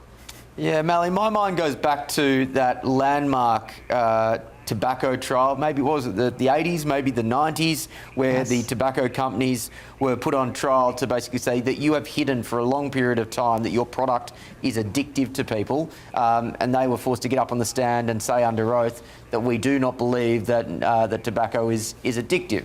And that led to huge changes in how tobacco was marketed, how it was packaged, how it was limited to particular groups in society, including children. Do you think there's an analogy to be made here with the social media companies? Yes, and I can also testify Hillary is not addicted to her phone. On the ad break, I had to show her how to repost something on Twitter. I know how to do it. My phone wouldn't work. But look, I think the key distinction for me, because I agree 100% with what Hillary was saying and what Will you were saying, and that like companies do have this obvious need that like they want you to integrate their product into your life and make it as essential as possible. I think the key difference here for me though is the kids aspect, because we do limit what kids can do. Kids aren't allowed to drink alcohol. Kids are not allowed to access pornography. Kids are not allowed to drive a car until they're 16 in the U.S. And I think the issue here clear is we do know that this is having a profound mental health implication for American teens and children. There's a book by a famous American researcher, Jonathan Haidt, where he talks about the anxious generation and anxiety and suicide and depression among American youth has skyrocketed, and you can connect it to social media use. And there is one clear reform, I think, and I mentioned this on a show a couple days ago, Will, with you, I think, which is called age-appropriate algorithm. So it doesn't block kids from having access to Facebook or Twitter, but what it does is it tamps down on the addictiveness, and it also does a better job of filtering adult content, because I'm not about blanket bans. Look, I was technically not supposed to have a Facebook when I was in middle school. My sister got me a Facebook when I was in middle school because it's easy to get past those bans, but I do think it is something we could do to make these algorithms less addictive for children. And I think that's a really interesting point. Seb, the question here, though, and those examples that Mally mentioned were examples where the state has intervened as opposed to a private corporation basically changing their products and services because of the concerns of a particular part of the population. To what extent does the private corporation have an obligation to change their services as a result of concerns like, for example, kids becoming addicted to the product? Or should we just say, look, this is the role of government to make these restrictions. It's not the role of a company to make their products, in inverted commas, less desirable. Yeah, I mean, they have a moral obligation, but do they have a financial one? No, they have a fiduciary duty to their shareholders to maximise profits. So it is going to be an area where the government is going to have to get involved and force them to clamp down for the good of children, for the good of parents, and for the good of all adults, really. I think this is something we have to talk about in the round and acknowledge that it's an issue for all of us. Christo, your thoughts? Yeah, I'm just going to... I think you're absolutely right to point out that, of course, there are many examples of when we have state intervention. Look, I don't love bans. I don't love the state getting too involved in anything, but there is a role for it. You know, you can't sell cigarettes and put a healthy label on them and say that they're a healthy item because the state doesn't allow you to do that. The state doesn't allow you to sell to children, as the point has already been made before, some harmful things. And so I think that having rules and regulations around what content children can see, and of course access by children, I think is a really important thing. Not a ban. I mean, the social media ban here in the UK that's coming, I think is extremely flawed. But I will return to the point that let's not just presume as well that this is all out of the hands of parents. If you had a child that was coming home and demanding Nike trainers on a nightly basis because they were addicted, or coffee, the parents would hopefully say, no, Tarquin, you can't have that. Yeah, that's wrong. You're not having Nike trainers again. Tarquin, get yourself out of Starbucks. But parents seem to say, "Well, here you go. There you go, love. You know, just fire away." And it is not rocket science when you consider that, as that mother that you just heard from, who was being interviewed, said, Mark Zuckerberg, Steve Jobs, none of these people give their children these devices. So it's not rocket science to think that maybe they're not particularly good for them. I think the types of parents that are calling their kid Tarquin are also the types of parents who are very much indulging their children. So I'm not convinced that you'd have that type of conversation, Christo, but an interesting hypothetical nonetheless. A Meta spokesperson has said, "We've listened to parents, worked with experts and law enforcement, and conducted in-depth research to understand the issues that matter most." Still ahead on The Late Show Live.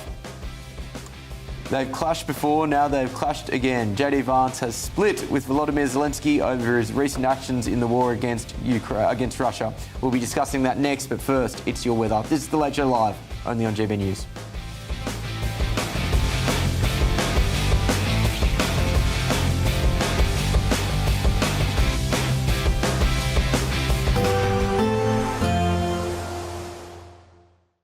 Expect warm spells with the odd rude interruption. Box Boilers sponsors the weather on GB News. Hello, very good morning to you. This is your latest GB News weather update from the Met Office. There is an extreme heat warning across central eastern parts of England through today because temperatures are going to be exceptionally high. Lots of sunshine across many parts of the UK, but cloudier towards the northwest. We also have some outbreaks of rain across western parts of Northern Ireland, perhaps feeding into more eastern areas, and then some heavier bursts of rain across the northwest of Scotland, the odd spot of rain for central and eastern western parts.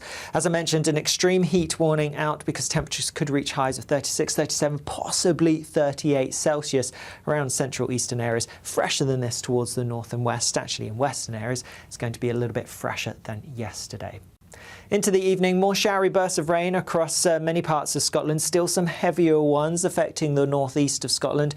Lighter outbreaks of rain elsewhere, but the odd heavier burst not out of the question. Similar across Northern Ireland. A dry, fine end to the day across much of England and Wales. However, yes, there may be some cloud around, particularly towards north coastal parts of Devon and Cornwall, and that will feed further inland. But most places having a clear evening and a clear night. Quite a warm night to come, despite the fact that there will be a lot of clear sky around. In fact, it could be a tropical night, temperatures staying above 20 Celsius in some places, especially towards the southeast.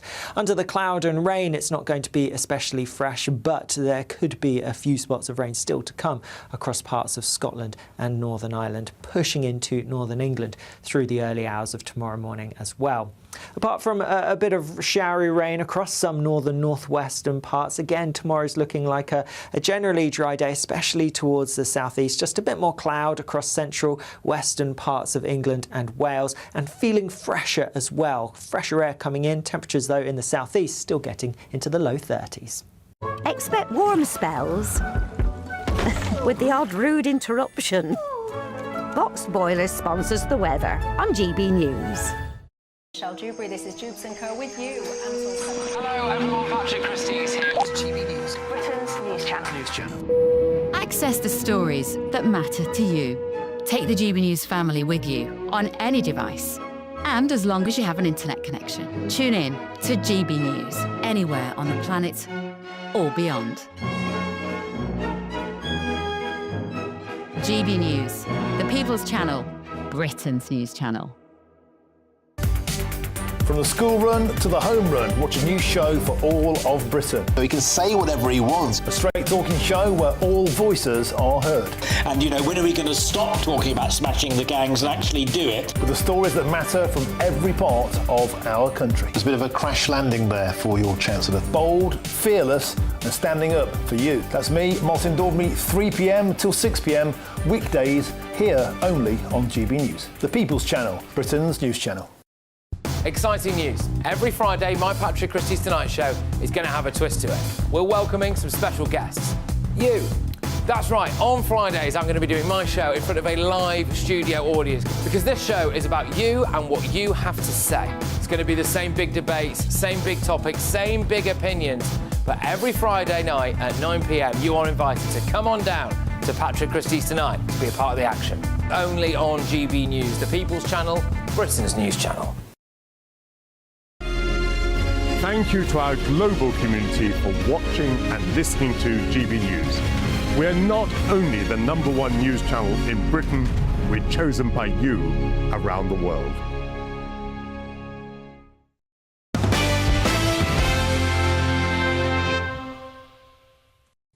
Welcome back to The Late Show Live. US Vice President J.D. Vance has intervened and asked Ukraine to halt drone strikes on oil tankers near Russia's Black Sea port of Novorossiysk. I think that's about as good as I'm going to be able to manage on that particular region. The attacks were disrupting oil markets and threatening US business interests. Since Vance's call with President Zelensky, no further strikes on tankers near the terminal have been reported. Now, have Zelensky's actions crossed the line here? And importantly for America, does it show the effective statesman J.D. Vance is? Yeah, let's go to DC first here. I'll hand it over to you, Hillary. Hillary, what do you make of this? What do you make of this intervention from J.D. Vance in the conflict between Ukraine and Russia? Well, obviously somebody needed to do it, and I'm not sure how they're allocating and assigning who will do what. But one thing I would say is I would lay a bet that there was some kind of concession, some kind of deal, which is, you know, you stop doing this and we'll give that, or we'll do this for you. So I don't know what that was. They haven't released what it was, but I'm sure it wasn't just a polite little ask. That's obviously what's been released. And I'm not surprised that he's been sent to do this. Obviously, that's one of his roles right now as vice president, to act on the president and the administration's behalf. I think, obviously, anything that stops all these attacks on either side is a good thing. Mally, your thoughts? Well, I'm sure he's gone to the Ukrainians because right now we have two wars where both sides or two adversaries think that attacks on gas and energy infrastructure is the way that they're going to potentially win this. You have the Iranians who have, obviously decided shutting down the Strait and then potentially attacking Gulf energy infrastructure as a way to exact political leverage. And then you have the Ukrainians, in this case, the good guys, seeing that their best way to hurt the Russians is to do these drone attacks on Russia's oil and gas infrastructure because that's what's powering their war machine right now. There's been many stories that the Russians are running out of men and they're getting North Koreans and Africans to come to the front line, which is really just dystopian, really, to fight this war for them. So it doesn't surprise me that J.D. Vance is going to them saying, look, we need to slow this down because it's really having a lot of repercussions on the energy markets right now. Gas Buddy, which is a Twitter that does analysis of gas prices in the United States, noted this is the highest gas prices have ever been this late in the year ever. And every month we get closer to the midterms, I'm sure the Trump administration is going to be desperate to find ways to change that. So what do you make of this? Well, it can't have been comfortable going to Zelensky after that embarrassment in the White House. Was it last year? The way they treated him wouldn't have been a fun job for Vance to go and have that conversation. But you can't ignore the elephant in the room. If you're going to start a war with a major OPEC member, Iran, you have to expect energy prices to be a repercussion of that. So this isn't completely faultless on the White House's behalf either. They have a very, very major role to play in this. We all said it at the time. It was very, very clear, even to the layman, that there would have been a knock-on effect on energy prices for the average American. And here we are. It was not a hard one to predict. Christo? Yeah, it's interesting that this is about the Kazakhstani crude, that they obviously don't want the flow of affected. But just to Hillary's point about there being some sort of deal happening, apparently a source familiar with Kyiv's position told the FT that Ukraine made the deal because it wants a US production license for Patriot interceptor missiles for their air defences. So it looks like that's what they got in exchange for agreeing to this. Yeah, it is interesting. We're just going to pull up in a second that footage of J.D. Vance with Zelensky in the Oval Office because I think it does provide context for this conversation now. Mally, I'll go back to you on this. How effectively do you think J.D. Vance has been, how effective do you think he has been as a statesman on the world stage? He's been put in this position by Trump to go to Ukraine. He was also made the negotiator for negotiations with Iran. How do you think of him as on this in this role? Well, I don't think the results have been great, but I'm not a big, I don't usually defend J.D. Vance, but I also don't think he was given a winning hand here. I think the Iran war and the complications there would have been difficult for any statesman, any vice president. He went and negotiated and helped to negotiate the MOU that many hawks were critical of and said it gave the Iranians too much. But that wasn't even able to keep the Iranians in line. They eventually, again, caused havoc, and now we're at this stalemate. So it doesn't look good for him, but honestly, it's not J.D. Vance's failure. It's the failure of the entire Trump administration. J.D. Vance isn't a magician. He can't magically open the Strait. He can't force the Iranians to completely capitulate on their nuclear program. And all of these issues, experts, folks in our military, folks in our intelligence community foresaw this happening. I don't understand how we were able to get into this without being more clear-eyed that we could be stuck in this stalemate. Let's remind ourselves of that infamous footage of J.D. Vance, Trump and Zelensky in the White House in the Oval Office. I'm talking about the kind of diplomacy that's going to end the destruction of your country. Yes, but if you Mr. President, with respect, I think it's disrespectful for you to come into the Oval Office and try to litigate this in front of the American media. Right now, you guys are going around and forcing conscripts to the front lines because you have manpower problems. You should be thanking the president for trying to bring it into this conference. Have you ever been to Ukraine that you say what problems we have? I have been to. Come once. I've actually watched and seen the stories, and I know what happens is you bring them on a propaganda tour, Mr. President. Hillary, I must admit I'd forgotten how extraordinary that footage was. Yes, it was. And by the way, actually, I have to say I stand by J.D. Vance. The debacle that we're in right now, I mean, we didn't know how bad it would be back then, how many years it's been, getting into this quagmire. And this is the American taxpayer. All of us are paying for this. I just think that Zelensky, yes, should have been far more appreciative of all that the American taxpayer has done. And he came with that attitude. And you can see from his body language, let alone, as you probably will also recall, everyone will recall, that President Trump gave Zelensky quite a hard time about how he was dressed on that occasion as well.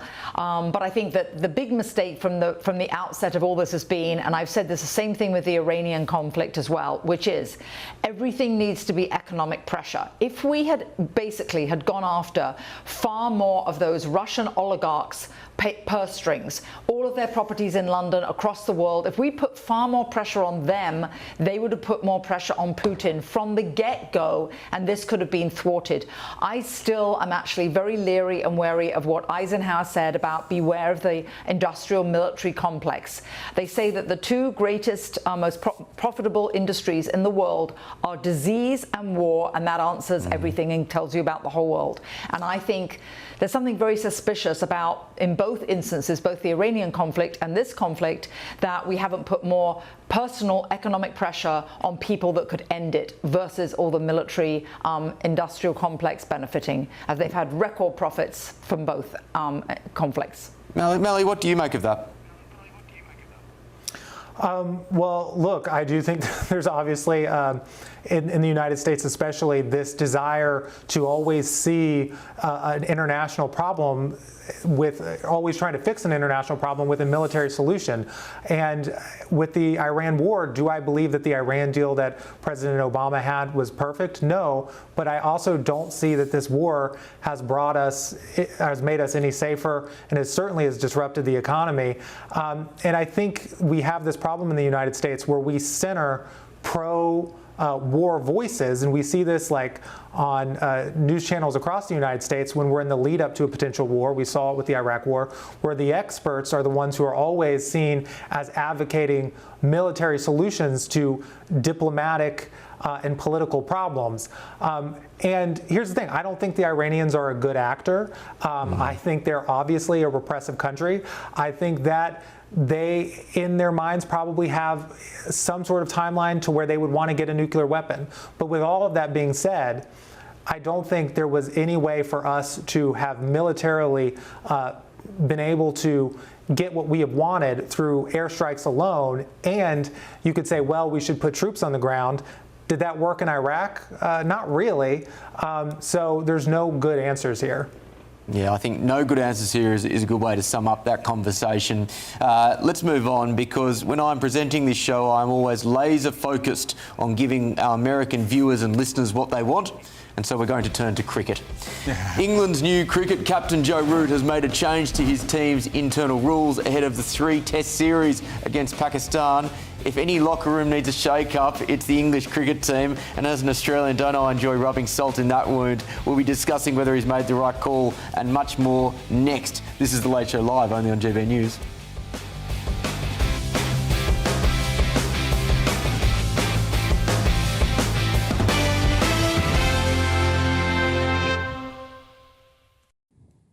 Well, England's new cricket captain, well, I should say returning cricket captain, the great Joe Root, has abolished the midnight curfew for his test side, telling his players to be adults after a string of late-night incidents. The controversial curfew was imposed on the squad after their, well, it says in here, Ashes defeat. I'll editorialise, their very heavy Ashes defeat in the winter, when on-field performances were overshadowed by players' behaviour off it.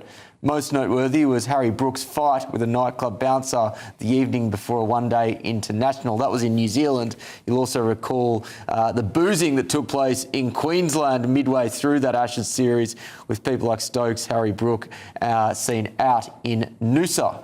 Problems continued in London in June when previous captain Ben Stokes and Gus Atkinson were suspended for the second test against New Zealand for breaking curfew on a West London pub crawl. So Joe Root said enough's enough and expects his players to police their own behaviour. Christo, I'll go to you.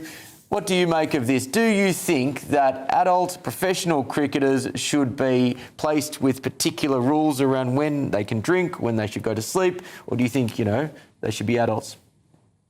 You're coming to me on cricket. I'm coming to you on cricket. Desperate times, desperate measures. Just like, oh my God.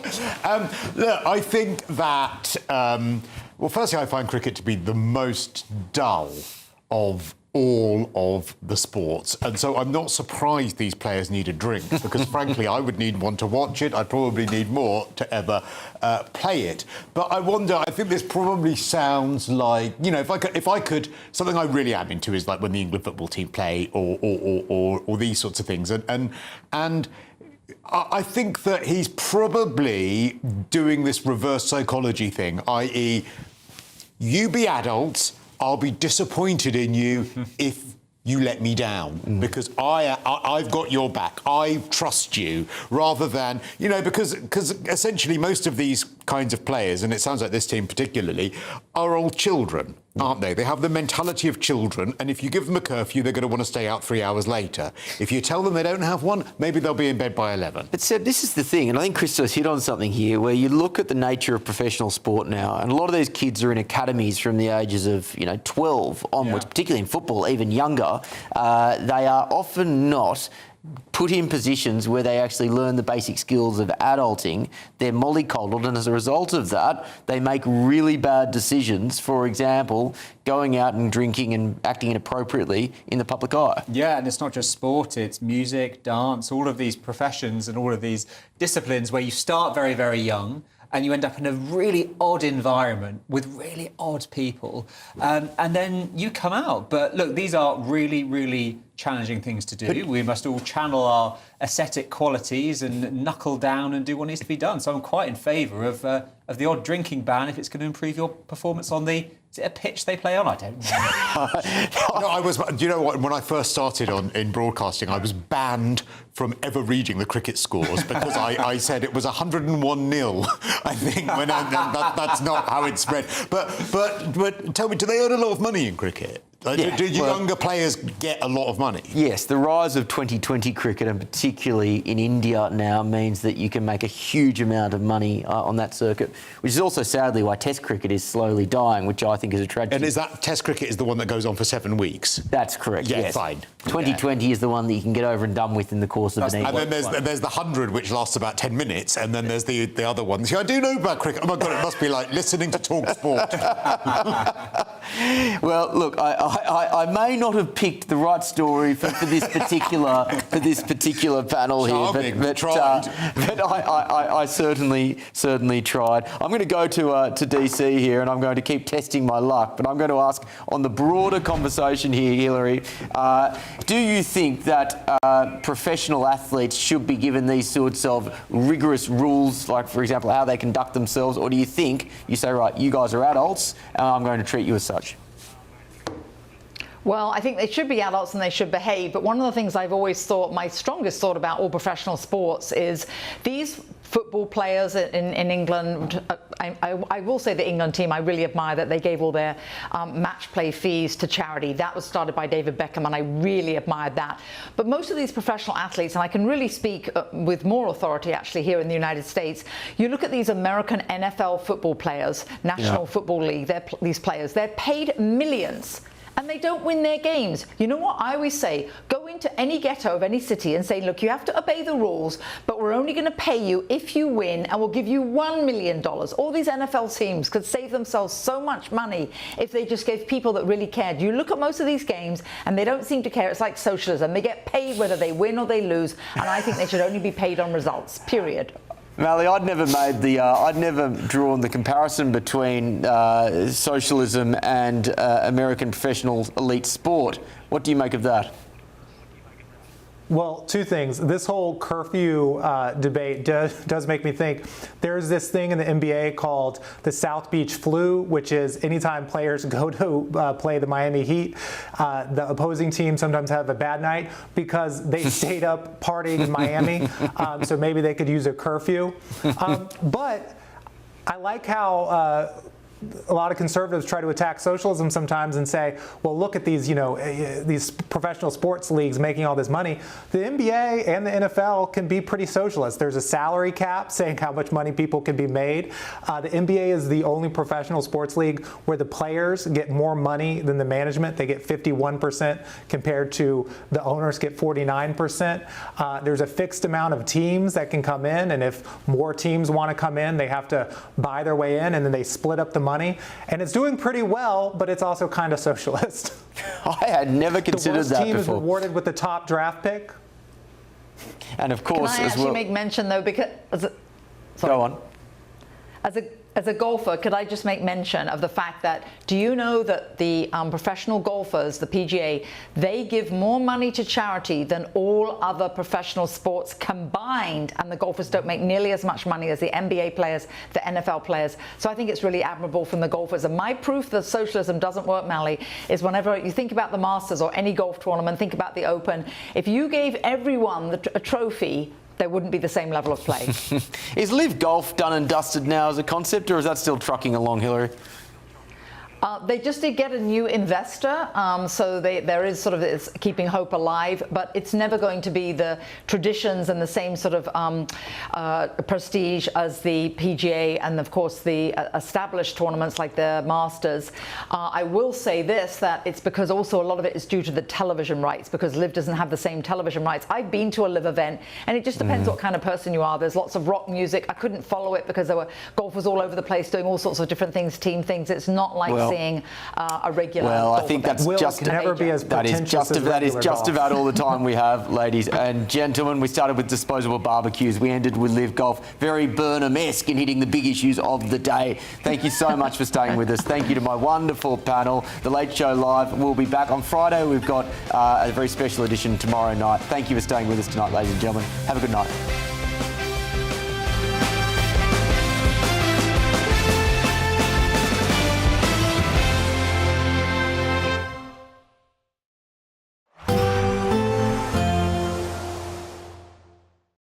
Today, clouds overhead, total zen within. Boxed Solar sponsors the weather on GB News. Hello, very good morning to you. This is your latest GB News weather update from the Met Office. There is an extreme heat warning across central eastern parts of England through today because temperatures are going to be exceptionally high. Lots of sunshine across many parts of the UK, but cloudier towards the northwest. We also have some outbreaks of rain across western parts of Northern Ireland, perhaps feeding into more eastern areas, and then some heavier bursts of rain across the northwest of Scotland, the odd spot of rain for central and eastern parts. As I mentioned, an extreme heat warning out because temperatures could reach highs of 36, 37, possibly 38 Celsius around central eastern areas. Fresher than this towards the north and west. Actually, in western areas, it's going to be a little bit fresher than yesterday. Into the evening, more showery bursts of rain across many parts of Scotland. Still some heavier ones affecting the northeast of Scotland. Lighter outbreaks of rain elsewhere, but the odd heavier bursts not out of the question. Similar across Northern Ireland. A dry, fine end to the day across much of England and Wales. However, yes, there may be some cloud around, particularly towards north coastal parts of Devon and Cornwall, and that will feed further inland. But most places having a clear evening and a clear night. Quite a warm night to come, despite the fact that there will be a lot of